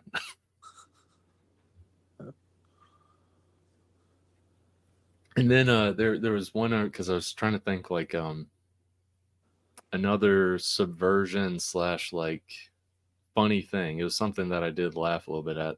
This is whenever he like messes up the first time trying to kill the police chief. Yeah. And he's running away and stuff, and he runs, and there's the hallway, and he sees the window, and he's like, oh, like crap. He's looking around. He's like, okay, he doesn't say this out loud, but he's thinking like, I got to jump out the window. He runs and puts all his force into the window and just splats and falls on the ground. Yeah. Like I like those little elements. Yeah, that was good. Not Yeah, all 'cause- windows are super breakable. No. Yeah, no. You're not always gonna break a window on your first try, especially like when you're injured, because he'd already been stabbed in the leg a couple times, I think. Oh by that yeah, point. yeah. Like when you're injured and like all your force going into that window isn't always gonna be enough. Yeah, So, like, yeah. And the fact that it's a really quick humorous moment. I don't even know if you can call it a joke, like per se, No, it's a really quick humorous moment, and it leads directly into like the rest of that chase sequence where he's got to get all the way down the tower. Oh yeah, and that's a long chase sequence. It was It's good. really Don't get me long. wrong, I really liked it, but it's maybe at least 15 to 20 minutes, maybe longer. Wait, 20 minutes? I was gonna say 10. I was gonna say it's like a 10-minute. Is it? From the time where he is running away from the time where he's running away out of the place he just tried to kill the police chief to when he gets shot and falls into the river or whatever. You'd say it's a 20-minute sequence? Well, the reason I possibly say that is like there's a lot that happens in it. Like he That's true. Oh yeah, I is running forgot out of that. The whole thing with the guy with the axe happens as a part of that chase. Yeah, like he escapes. One is like him escaping the building he's in, and then he finds the guy who he kind of got into the underground world through. Yeah. He finds that guy, gets in his car, and then they're like driving away, and like then that car gets hit, and then that guy runs away, and then our monkey man guy, he's now running more, and that's how he ends up in that like prostitute house basically. Yeah. And then Okay, like, yeah. just keep For going. some reason, my brain separated the guy with the axe from the rest of the chase sequence. I completely forgot that fight was a part of it. Yeah, it's like because I remember as it was starting to end, I was just thinking the whole time like, holy crap, like this has been for him an hour maybe of just running, nothing but running, like an Yeah. hour or two of just running. Bleeding. Yeah. Half of it handcuffed. Yeah. Because the thing is, in this chase, he gets knocked out and caught, and when he wakes up, he escapes immediately. Yeah. Oh yeah, that's right. He gets put in the back of the police car. Yeah. Oh my gosh. Yeah. Like for him, if you go from when he's running away from the police chief to when he gets shot and falls in the river, yeah, that's got to be at least an hour or 2 hours for their time. Yeah. Yeah, you're right. Okay, that chase is a lot longer than I remember it being. Because the thing is, a fight leads directly into it too. So like, Yeah. it's because the thing is, it's been so light on action up to that point in the movie, right? Yeah. And he gets to his first like revenge attempt. He botches it, and like you're right, it is just 20 minutes of action pretty much from that point. Yeah. And then he has his little drug trip in the temple where you see his backstory. Okay, I want to ask your opinion on having a full segment of the movie dedicated to the backstory real quick. Do you think we needed it in detail, or would you have been satisfied with just the snippets we were getting up to that point?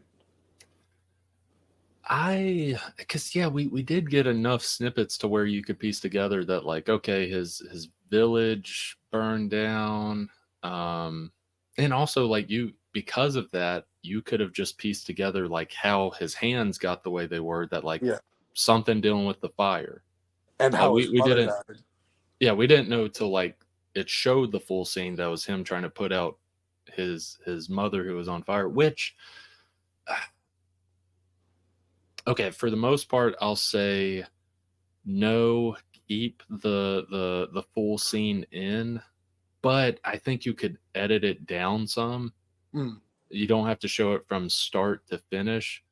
A big thing you do have to show is him, like, he sees like his mother dying and gets set on fire, and then he's trying to put it out, because that then leads to the shaman guy saying, like, you weren't hiding, you weren't a coward, like, these are the hands of someone brave, someone courageous, like, you're trying to save your mother.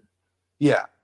So you got to have it for that line that happens where it's a snap in his head where he's like, oh, I'm not a coward. But the scene, when they show it in full, probably could have got edited down just a little bit, because we had already seen a decent bit of it through the little bits here and there. Yeah. But yeah. And then, yeah, he goes and gets revenge, and the big hotel thing, and that rocks. And here's my only I forgot what I had said earlier. My only, what are the words I'm trying to use? I don't know. I know. My only hand waving thing. Oh, yeah. That they did, in my eyes at least, was, so he gets there, they're fighting and stuff. And I think this is before, like, that shaman and the other women come in and, like, start kicking butt as well. I think it's before that. He's fighting, and then like the people he's fighting, I get them not really being prepared or having weapons, but then an elevator comes down with, like, full of people, and none of those people have guns, when we've seen before that these people do use guns. Because if you go back to the first time, like he's fighting these people at this place, because it's the same place as the first time when he botches the assassination attempt of the police chief. Yeah. Those people had guns. That's a big reason of why he was running away, is people was shooting at him. Oh yeah. My little hand wavy thing that ultimately I forgive is, in the second time, the people know that something is going on, and the henchmen come down in an elevator, and none of them have guns. They're all just like, let's use our fist. Ultimately, it's awesome because the fight is awesome, but that's one hand waving thing where it's like, shouldn't they have guns? Well, surely that guy won't try coming at us with a gun again. Yeah. We just need a bunch of guys with a bunch of broken table legs. Go down there and beat the crap out of him. Yeah, that was my only nitpick / issue, but also the fight was really good, where it ultimately kind of forgives it. I mean, look, like, we're sending like 30 guys down there. Like, what's he gonna do? He's one guy. There's like, we got 30 guys. We could save some ammo. Ammo cost a lot for us, apparently. That's why we're trying to save it. And we used a lot of it shooting at him last time. And we failed. Yeah. Apparently. I thought we got him, but I guess we didn't. Yeah. It took a sniper and a helicopter to finally get him. Everyone else, horrible aim. Except one guy. I think one guy got him in the shoulder or something. Yes. But he came back. He came back to get us again. And so, just got to beat him up. Yes. Clearly, you all suck with firearms, but you're good with your fist. Yes. Use those. Look, he may have fought his way up this far, but to be fair, he only ever fought groups of 3 to 5 guys at a time. I'm sending like 30. We're sending like 30 this time.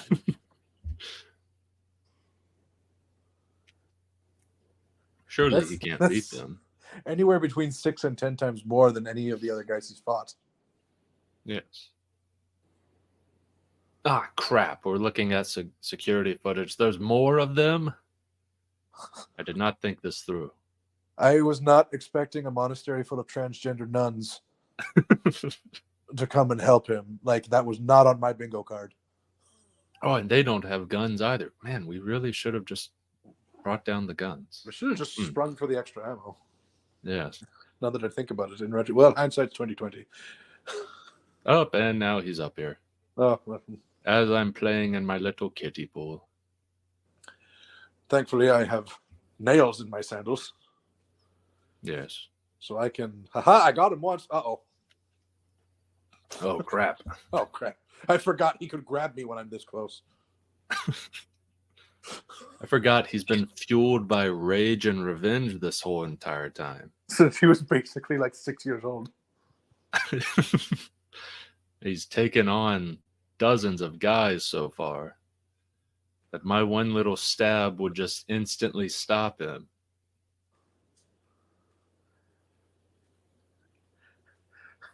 And now he stabbed me in the throat. And now I'm dying. Now I'm dying. Time for my one last play. I'll pay you. I'll give you anything you want, please. Clearly, money matters to you after living your entire life for this moment. Yes.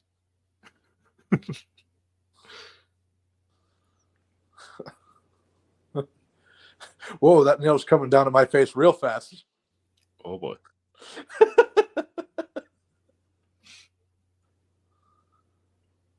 Okay. Quick final opinion then. And for listeners, obviously we've been spoiling the movie this whole time. So Yeah. suck it up. Change your diaper. Yeah. But it's one of those like including Godzilla X Kong, like it's not like you can't, like there's not a whole lot to spoil. Yeah. No. Yeah. Not a lot happens in the movie. It takes its time. Like it's a revenge movie. Yeah. You assume based on all other revenge movies you've seen that he gets the revenge at the end. Yeah. And he Plus, does. based on our descriptions, everything we just described does no justice whatsoever to actually watching it. Yeah. So, like, anyone who is interested by anything we've said, go watch this movie. It is great. But that was really good. I want to ask your opinion on one last aspect of the movie, because I'm about to ask you a question about literally the movie's final shot. Okay. Do you think he's alive? He falls down right after Yep. like bleeding and stuff. I forgot, is he like it's that because you have the helicopter in like the top of the tower, but isn't like in his head he's seeing like he and his mom by that river or something like that? He's imagining his mother, at the river, and he's staring at the villain's like tapestry that he had on the wall, specifically at the depiction of Hanuman on the tapestry. Yeah. And saw then he it. Collapses. Yeah, I saw it as like he's dying. Yeah. And like this is him, depending on spirituality and religion and stuff, this is him. If you're not spiritual or religious, this is him just seeing a nice image of his mother before he passes, or it's him essentially going into the light sort of thing. Yeah. Or if you follow the Hindu religion, which this movie draws heavily from, he's entered the death phase of his soul's life cycle. Yeah. Where he will eventually be reincarnated into a new body and all that. Yeah. I'm not 100% across how Hindu reincarnation works. No, but at the very least, like what we're seeing, at the very least, you can say is him. Like even through reincarnation, you're seeing him like starting to go into essentially an afterlife. Yeah. And reincarnation is that. Yeah.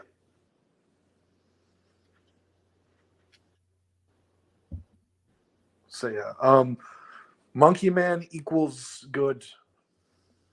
Yes. Good Monkey Man. Good Monkey Man. Good Monkey Man, not a Indian John Wick or a John Wick lesser. It's just a good revenge movie with good action in it. And while the action is spaced far apart, it lasts a long time when it happens. Oh yeah. I want to say there are only about 2 actual action sequences in the movie. Yeah. If you don't count like his boxing stuff, which isn't super action packed. There's like 2 major action sequences. One in the middle and one at the end. Yeah. And like I've seen some people, I even saw this on like the reviews before I saw it, like the 1 or 2 I saw before watching it, of some people saying like it's a little bit odd or slowly paced after the first action sequence and before the third act, like basically the whole temple stuff. And I honestly felt it was good. Like I never felt bored. Yeah. At any point. I think it worked because you can the movie almost, when you really think about it, has 2 acts. Or well, you could say 4 acts if you want to split the build up to each action sequence from the action sequence associated with it. But if you think of the movie as 2 halves rather than having like a traditional 3-act structure, the first half is the build up to the first action sequence where he thought he was ready, but he wasn't, and so he has to run. And then the second half of the movie is the build up where he's rebuilding himself, he's figuring himself out again, working through his trauma and training properly so that when he goes back for that final action sequence, he actually is ready. Yeah. But yeah, overall, pretty good. This isn't a super high bar to clear, but so far probably like top 3 movies for me. I don't think it'll stay there by the end of the year, but it could be top 10, maybe top 15 of the year by the end of the year. Yeah. But yeah, it was pretty good. I said to the friends I was with, once the movie ended, if I had a nickel for every revenge movie I've seen that is grounded very heavily in an extremely specific cultural context, and also a huge part of the revenge is going after some sort of political figure over something that happened to the main character's mother, I would have 2 nickels, which isn't a lot, but it's weird that it happened twice. What's the other one? The Northman. Oh yeah. Yeah, I think I'd have 2 nickels as well. Because that's a really specific set of points to hit, even for a revenge story. Yeah. But it's funny that the Northman and Monkey Man both really do that. It's just 2 extremely different cultural approaches. Yeah. Also, both of them apparently have the main character die at the end. Yeah, that's true. Have some sort of vision of their afterlife. Yeah. Where in the Northman, the Northman is carried off by a Valkyrie, and in Monkey Man, Dev Patel sees his mom. Yeah.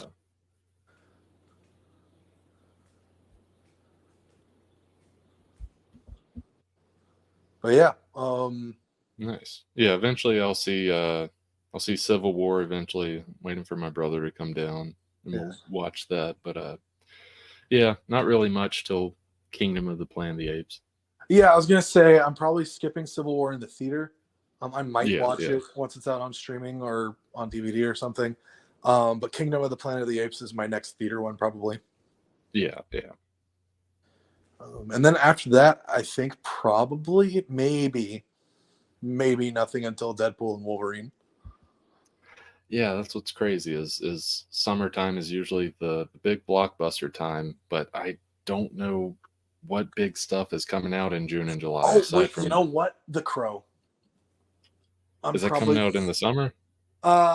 Sometime within the next couple months. I think maybe next month. Okay. Oh, and you know what? I also, speaking of the Skarsgårds, I also want to see Boy Kills World. Boy Kills World. I don't know if... That was a trailer at Monkey Man. Did they not play that one for you? Maybe they did. Let me see. No, they didn't play this at all. It's got that. I can't remember which Skarsgård it is. It's one of them. It's the one who's going to be the Crow, I think. Yeah, it's got Bill. Yeah, Bill Skarsgård. But he is playing a deaf mute assassin. And H. John Benjamin is doing his internal monologue. Okay, that's interesting. Yeah. Yeah, I just see. Ooh, it has it has the bad guy from the Raid 1. So maybe there's going to be some really good action and fights in it. It looks like it based on the trailer. Like it looks like a really good action movie. If you haven't seen the Raid or the Raid 2, I highly recommend watching those. I think I've seen neither of them, so I think they're Korean. I think. Yeah. Might be wrong. I've heard people reference the Raid when talking about Monkey Man as well. Yeah, yeah. And also Old Boy, but I've not seen Old Boy either. Yeah, some of the like the choreography of the fights and stuff do feel very much like the Raid movies, in that like it is choreographed, but it is like super awesome, and there is like kind of that shaky cam feel. Yeah, like you get that in the Raid movies as well in the fights, as well as like the desperation in fights. Like, because fights in the Raid, especially if it's like the bad guy at the end, can last like 8 minutes long. And they're just exhausted to where they're pulling out all the stops by the end of the fight because they're just breathing so heavily. But yeah, I've been meaning to. I've mentioned that I plan to be in the theater more this year. So, I was thinking, like, for a while, I was thinking I wanted to go see The Fall Guy in the theater. But at this point, a lot of other really interesting looking movies that I didn't know about ahead of time have been, like, announced or getting trailers where I'm like, ooh, I think maybe The Fall Guy is getting pushed out of my theater lineup. Yeah. Yeah. If it gets, like, at least a 7 out of 10 or, like, 70% for me, like on review sites and stuff, I'll probably go see The Fall Guy, mostly because like you see this on the trailer at least. Like the plot, the plot's whatever. But what I really want to see is it's a movie about a stuntman, and based on the trailer, they really want to show a lot of stunts. Yeah. And so I really want to see that. Yeah. Because it would be kind of cheap if you made a movie about a stuntman and then did a bunch of CGI stuff to replace him. Yeah, or if you just did like only a few stunts or stunts here and there, it's like, yeah, bro, you had your opportunity to just like go all out. Yeah, you had the opportunity to legitimately try and kill a stuntman. Yes, and you didn't do it. You didn't do it. Shame. That's probably an insensitive joke to make. A lot of stunt people have died on movie sets. Yeah. I apologize to everybody. But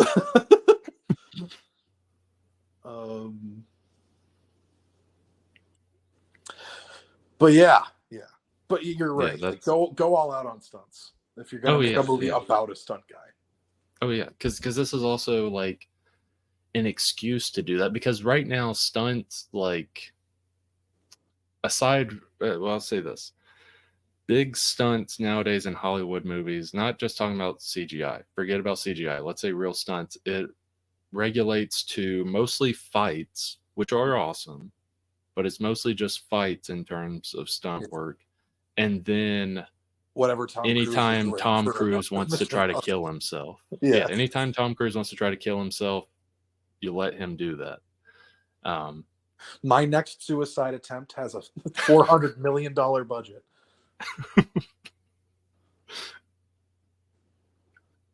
Yeah, and the filmmakers have to pay an insane amount for insurance to where those that are insensitive are kind of like, it's a win-win. Yeah. If he dies, we get money. If he lives, we get a cool movie. There is a pile of motorcycles at the bottom of a cliff, serving as a testament to my last suicide attempt, where we got the shot we needed on a really early take, but I insisted on keeping on doing it. Yes. I'm Tom Cruise. Maybe. I'm Tom Cruise. And maybe this 19th attempt will be the one that puts me out. I'm Tom Cruise. And I'm prepared to face God. What don't these filmmakers get? I want to die awesomely, but they keep preventing that. I'm Tom Cruise, and I'm getting really frustrated with all of these safety measures that filmmakers are putting in place to keep me alive. Simply let me go off of the side of a cliff on a dirt bike. Don't give me a parachute. I'm Tom Cruise, and you have permission to use footage of my actual death in the next Mission Impossible movie. Don't censor it. Don't edit it. Just include my death in the film.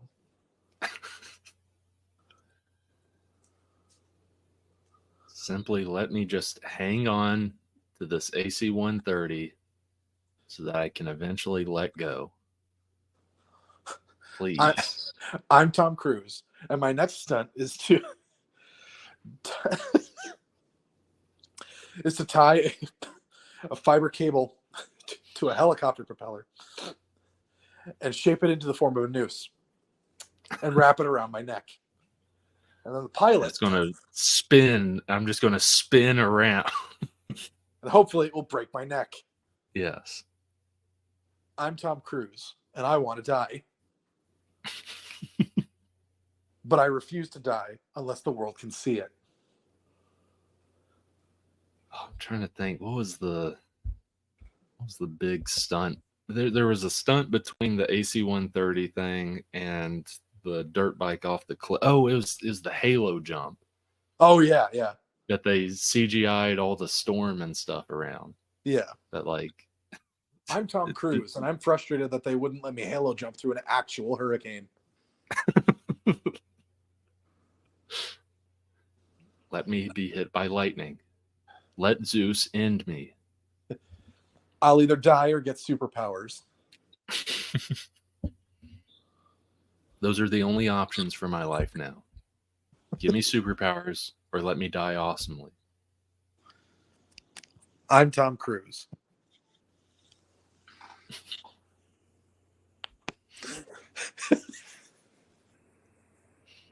Yes. But so,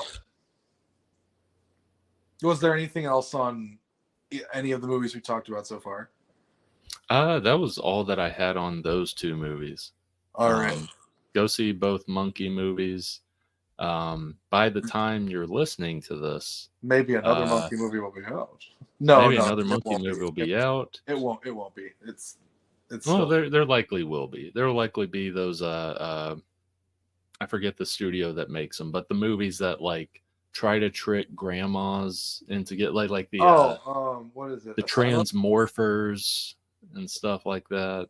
Is it Asylum? Asylum, that's what it is. Yeah, the Asylum movies where the movie comes out like a month before or around the same time, and grandma thinks, "Oh, Billy's been talking about Godzilla versus," or I think Billy's been talking about Godzilla versus King Dong. That's what he's been talking about, so I'll get this. I think the actual one is like something like Mega Crocodile or Mega Croc versus Giant Ape or something like that. Oh, nice. Yeah. Or Super Croc versus Giant Ape, something like that. Yeah, because they've got a Pacific Rim one. I forgot what the Pacific Rim one was. I know Transformers like Pacific Transmorphers or something. you say rim job? Pacific Rim Job. Timmy's been talking about this one.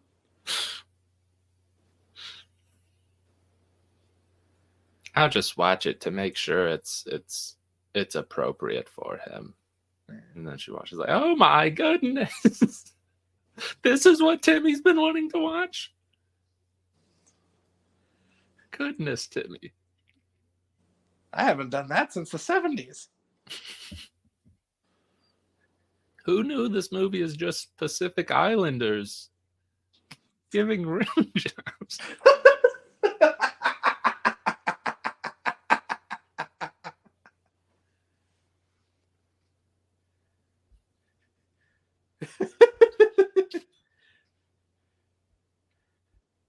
I mean, those Pacific girls sure are attractive, but goodness gracious, have some self-respect.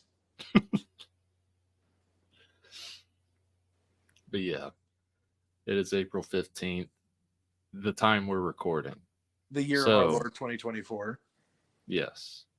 Listener, this is your reminder a week late that if you haven't done your taxes,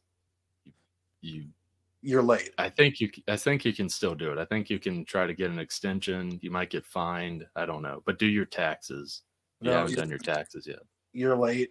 The government is the IRS is going to send someone with a silenced crossbow to assassinate you. Yes. Because you didn't do your taxes. Yes. There will be people April 16th. By the time you're listening to this, if you're still alive, good job.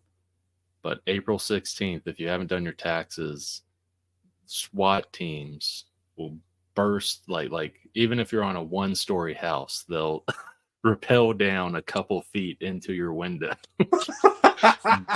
through your house. You can hear them talking through your ceiling. Yes.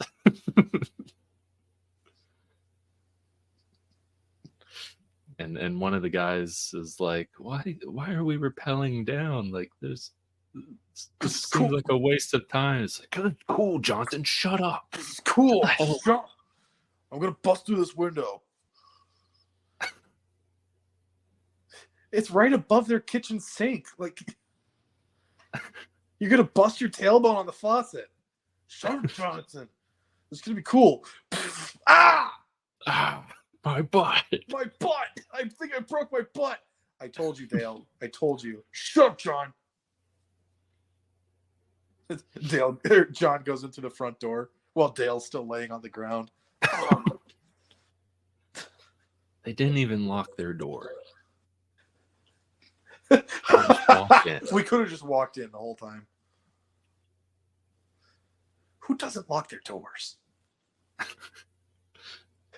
What is this, rural Wisconsin? We never locked our doors where I grew up. And that's exactly the type of people we're after, Johnson. These average Americans in rural Wisconsin having not done their taxes and claimed their $40,000 income yet. And then once they do, they get a tax return. But we need them to do their taxes anyway to make sure everything's in order, even though we've already got the taxes. Yeah, we already have the forms. We know how much they owe, but they need to tell us how much they owe. And if they get it wrong, they go to prison. Yes. Yeah, we have all the information, Johnson. We got to make sure these idiots, they know. We could easily tell them how much they're getting every year for their return without all this time-consuming rigmarole that nobody wants to do. Actually, I'm going to be honest with you. I would rather do it myself because I don't trust the government to just tell me. Ultimately, yes, because I do like tax returns because I get one every year because my job pays a little bit too much, which is nice. A little bonus, even though it's my money. And the government's like, hey, here's a treat for you. And it's like, oh, thanks. It's just my money you're giving back to me because because you're greedy. Don't say we never did anything for you. You really haven't. But don't say it. We'll send you to prison. We'll put you in jail. We'll put you in jail. We'll dig up something on you. Huh? We'll have the FBI come after you. Huh? It's beyond just the IRS. We'll get everyone. Yeah, we'll have to look at your search history. And even if there's nothing bad, we will put something in there. Yes. And then all throughout history, it'll be known that Brandon Ingram is into weird furry stuff. That is now illegal. We've made that illegal in the United States. We made it illegal once we found out that was his search history. Even though that wasn't his search history, we put that in. But we passed a bill the day before that said all furry porn is illegal. Yeah, they definitely have to insert that into my history. That's definitely not already there in mine. Trust me. Just believe it. But right now, I say Teo has not looked at furry porn intentionally, and I'm not crossing my fingers right now.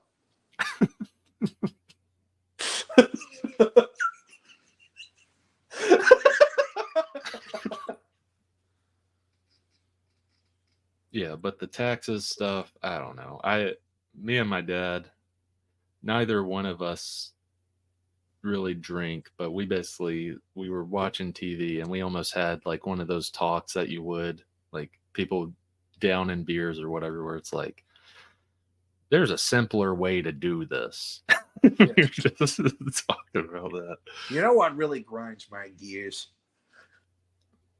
Doing taxes. Yeah.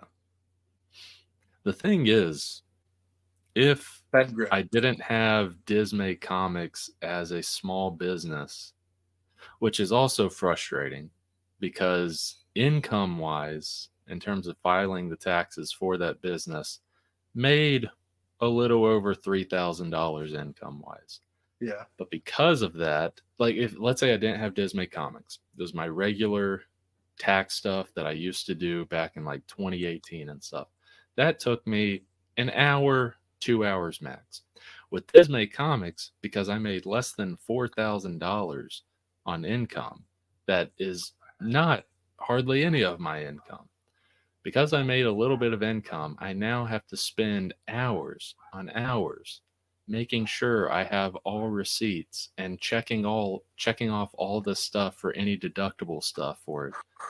All over a little over $3,000. That's so frustrating. That's not something I'm looking forward to. It's extremely frustrating. Yeah. Yeah. Because any little bit. Oh, also, I'm going to go ahead and say this. Until I get big, no more conventions in Louisiana. Screw Louisiana. Yeah, I figured not. I had to file taxes in Louisiana because I made $253 and some change at that stupid convention. Yeah. Which, okay, so keep in mind. Over a year ago. Yeah, over a year, because it was 2013 taxes. 2023, you mean? Or 2023. Yeah, let's go back to 2013. High school. Anyway. It was $50 because I remember we had talked about this. It was $50 for like the county / state like business license to do just that weekend. It's $50, which I did. It lasted the whole year, but it's like, when the heck am I going to be in Louisiana again doing business? Yeah. So $50 for that. And it was specifically New Orleans. So if I wanted to do another place, I probably would have had to get a different thing. So $50 for that. It costs $69 to file in Louisiana. So you have that. Sorry.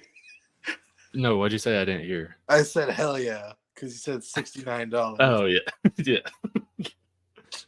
So $50 for the license, $69 for the filing, as well as I had to pay the city tax stuff back when I got that license, like the sales tax. So that was like $12 and something. So in filing the taxes, doing the stupid license and all that, it's basically you're paying $130, $140. Sorry.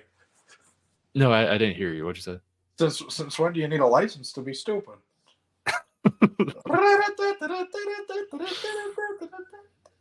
But yeah, $130 to $140 to make $253, which was a loss, which I reported. I made sure to report that on the Louisiana tax thing.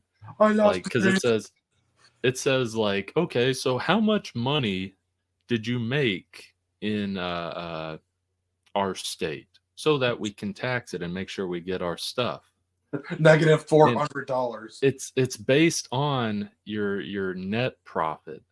Yeah. And so I factored in all the stuff I had receipts for. And that was like hotel stuff as well as the convention thing. Well, actually, no, I did the convention thing the year before because that's when I paid for that.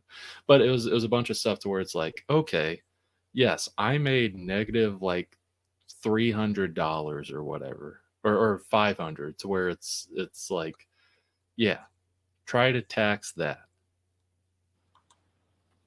I don't get anything back for that either. I was gonna say, you owe me money. No, it's one of those things where it's like, okay, I guess you don't owe us anything. Well, have a good day. It's like, I gave you so much money. You can't give me a couple bucks back. It's like, nope, it's not how it works. Okay, thanks, Louisiana. I had to pay $69 to tell you that I lost money in your state. And then for you to then also be like, okay, he doesn't owe us any money. Good. And I had to pay $69 and waste hours of time trying to figure out your stupid state stuff. Screw Louisiana. I'm sorry. It was so frustrating. Alabama was so much easier. Mm. Yeah. Yeah. But Florida's great because we don't have to do income taxes here. Yeah. We get to keep our money. Yes. We have to give, if you have to, you have to give it federally. But state-wise, we're like, nah, you're good on the income part. Yeah. Screw the federal government. Screw the feds. They I'm Marco Rubio.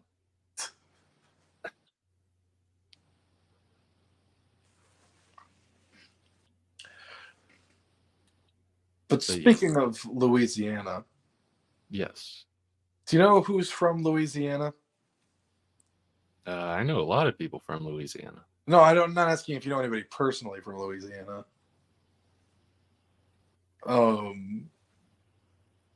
Gambit from the X-Men is from Louisiana.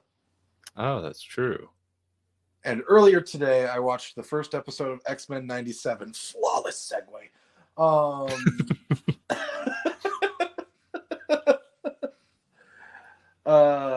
I watched the first episode of X-Men 97 today. Finally, I got around to it.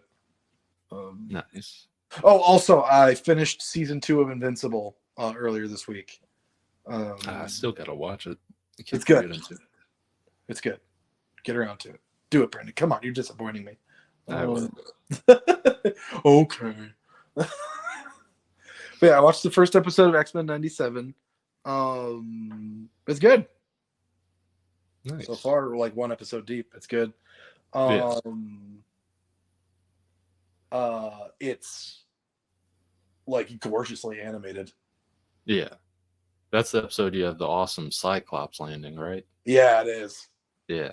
Oh, I'm so happy there's finally a mainstream X-Men thing that shows off how cool Cyclops is again.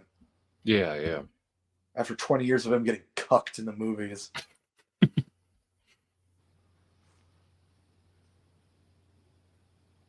because for anyone who's not super familiar with me, like, and my experience with comic books, I love the X-Men. The X-Men are some of like the most important characters to me, comic book wise. And, I am a huge.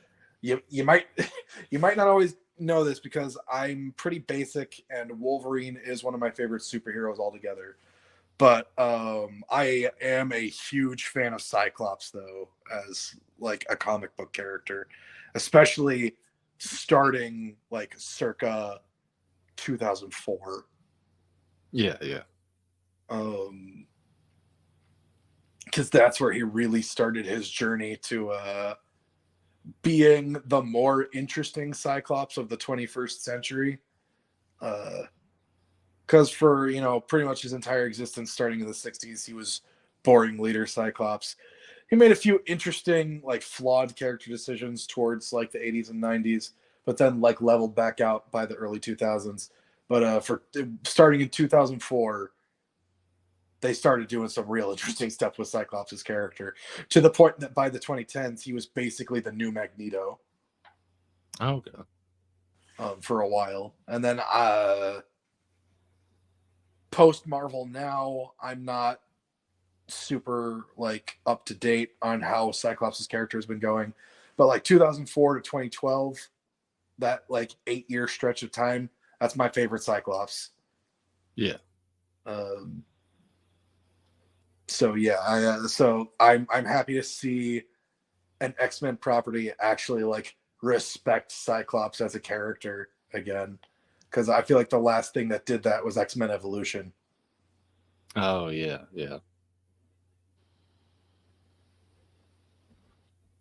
So based on just the first episode, pretty good. Pretty good. A good showcase for each of the characters. The conflict of the episode kind of comes and goes. It's very Sentinel centric, as the 90s cartoon really was. Like Sentinels Yeah. a big deal in the 90s cartoon. So in 97, obviously they are following up on that because this is a continuation of that. But yeah, so it's basically the first episode is they're hunting down Bolivar Trask, who is like in hiding somewhere making new Sentinel stuff. Some anti-mutant people are getting Sentinel tech somehow from him. And also Sunspot like appears for the first time, and the X-Men take him in for a bit, like, hey, if you want, you could be here. And he's like, thanks, I'll think about it. Thanks, but no thanks. Thanks, but no thanks. That's pretty much his attitude on the situation. But yeah, good episode.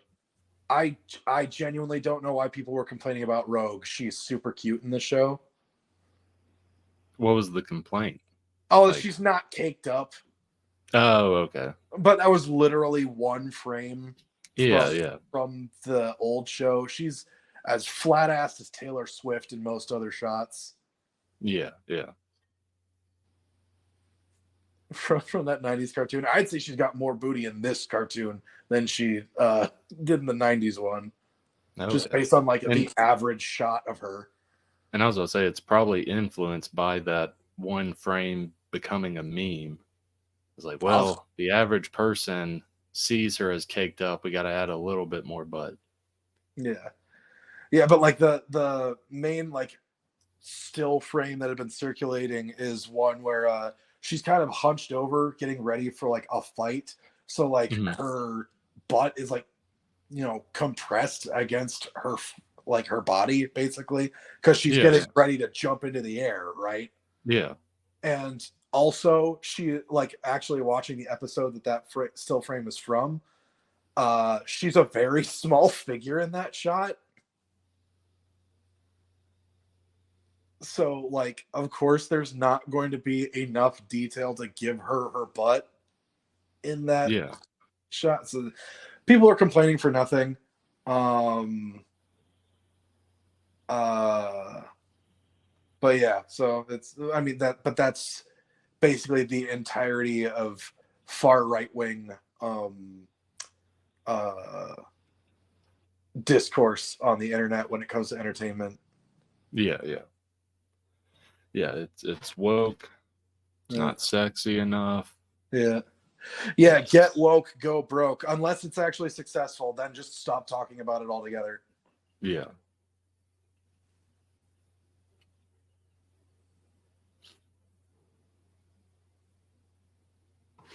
Which, that's usually what they do. Yeah. They've moved on to complaining about the new Star Wars video game that's coming out because the female main character isn't hot enough to whack it to, apparently. So I didn't even know there was a new game coming out. Yeah, it's called Star Wars Outlaws. It's like an open world game that's coming out, which I'm excited for that idea.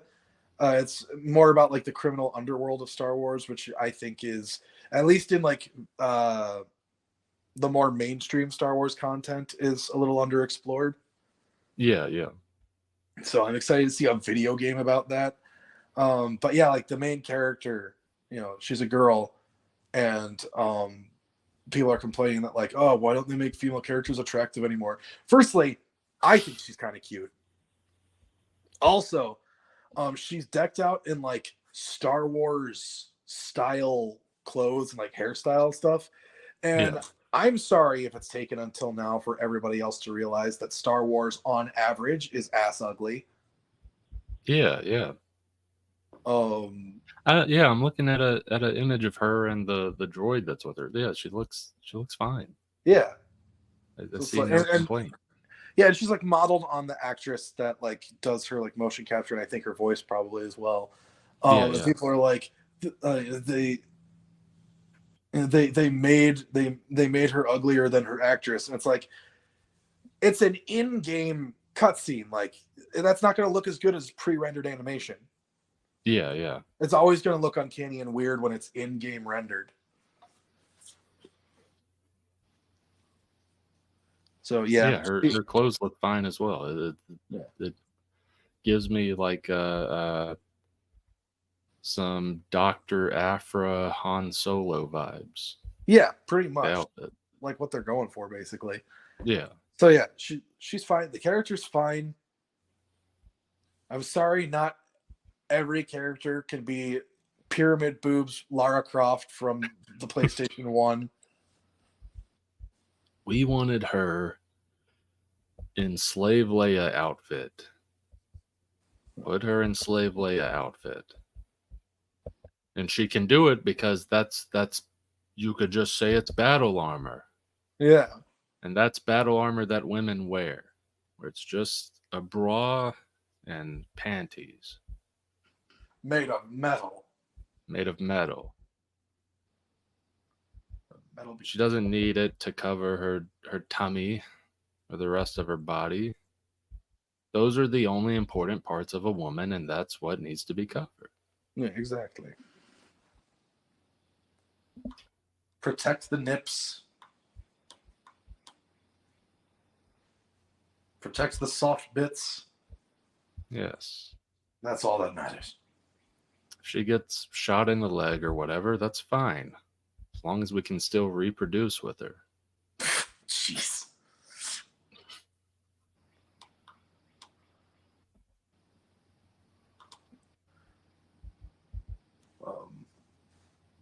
But yeah, I feel like I've run out of things to talk about. I'll briefly mention my my Scavenger's Reign. It was a show I started watching yesterday, I think. I messaged Teo about it. It's an animated show on HBO Max. I did really like it. I really liked it. A big soft round butt coming. It's somewhat coming. The first 6 episodes are like 8.5, maybe 9 out of 10 for me. I really liked the first 6 episodes. That's the first half of the show. It's 12 episodes. A couple things happen towards the end of episode 6 and in episode 7. I don't dislike episode 7. I thought it was good. But like the next few episodes, like specifically 8 and 9, and maybe a little bit of 10, I don't know. Like it changed so much for me. I remember telling my sister, I was like, man, first 6 episodes, like 8.5 to a 9 out of 10 maybe. And then when episodes 8, 9, and 10 happen, it's like 6.5 maybe. Oh. Yes, it's the same animation and stuff, but like the story, I don't know. I liked it a lot more those first 6 episodes. And I do like the last episode. I think the last episode is a good conclusion. But I don't know. There's something that happens to a character in episode 6 or 7 that I disliked. Oh. And then also, actually another character. So I'll first say this. There's 3 plot lines going on, basically. It's following 3 sets of characters, this show is. And they're all surviving on this planet that they had to take escape pods to because something happened to their ship up in orbit, and that's talked about. That's flashbacks are shown and stuff as the show goes on. And they're all trying to survive, but they're all on different parts of this planet. And this is in like the end of episode 1 or something. One of them, they've been on there for like 2 months now. One of them like does this little thing with this control thing because they're trying to bring the ship down to the planet so that they can like escape. Yeah. And they're able to do that. The ship comes down to the planet, but it's like super far away from everyone. And so the rest of the show is each of these different sets of parties are trying to go to the ship. It's a journey. And it's really great with all 3 sets of characters. One set of characters is a female named Ozzy and a robot assistant named Levi. And their dynamic is great, as well as like the stuff they do is just really cool and awesome. Levi, like it's not really entirely said. You see this later on. You see this like episode 10 or something. But something happens to him like shortly after them crash landing. And a bit of like the planet's biome / fungi gets in him, and it like changes him a little bit. Like this isn't a spoiler because you see this the first few episodes. He's becoming somewhat aware and human in a way.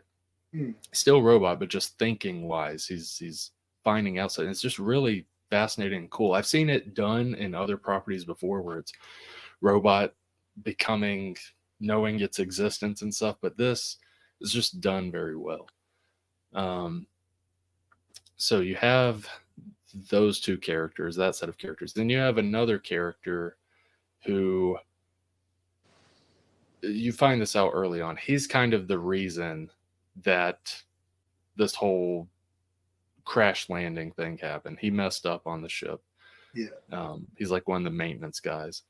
And he's been by himself for like 2 months, and he's been in his escape pod. Like he hasn't been able to escape because he like landed in this tree and it's like blocking all the windows and exits and stuff. And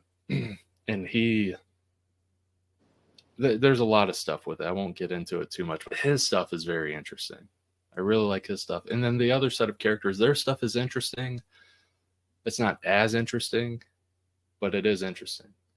But as the show goes on, like the 2 sets of characters I really liked, and this isn't saying like death or anything like that happens, but the 2 sets of characters that I really liked, it's their storylines change to where I'm not as invested or care as much anymore.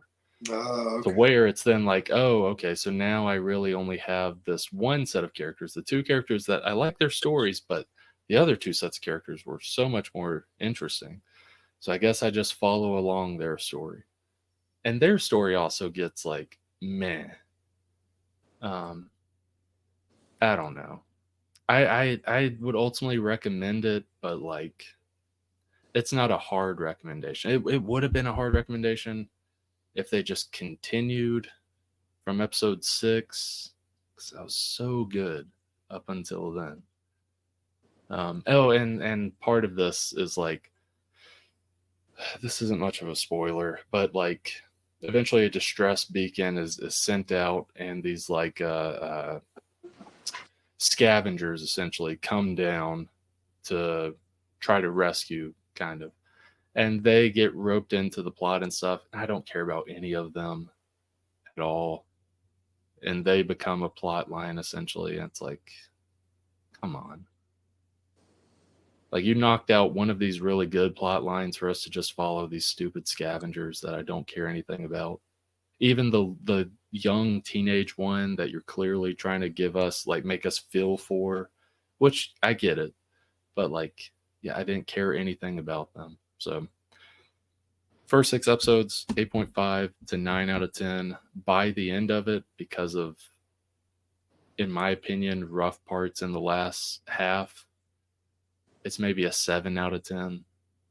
But that's still pretty. It's worth watching. Yeah, it's worth watching, but it somewhat goes downhill the last half for me personally. I think others probably still like the last half, and I'm not saying I don't dislike it. It was just, You're not saying you don't dislike it, or I'm not saying I dislike it. Sorry, it's got me flustered. I can't think straight. But I don't know. I'm not a fan of some of the plot lines that they somewhat end or bring back, or new plot lines that happen. I don't know. Watch it if you want, listener. At the very least, watch it because the character stuff in the first 6 episodes is great, as well as throughout. The planet and its ecosystem and interacting with it is so cool and creative and inventive. Even in the last half of the episodes, that is still there. It's really cool seeing these humans navigate through that. So if you like that weird human surviving on weird alien planet type stuff, this is probably for you. all right. But yeah. And now maybe I'll finally watch Fantastic Planet, because I've heard a lot of people say, if you like this, you'll probably like Fantastic Planet. I've been meaning to watch Fantastic Planet for years. Yeah, it's been on my HBO watch list for a few years now. But that's pretty much all I've got. Alrighty. Well, we probably got to wrap up soon. My sister just got home. Okay, sounds good. Well, we'll be at a convention soon. By the time you're hearing this, it'll be the next day, or 2 days later, we'll be there. Yeah. So yeah, it won't be in Louisiana. It'll be in Mississippi. It'll be great. Mississippi. All right. I've been Brandon. And I've been Teo. And now we're not. Take care. Talk to you later.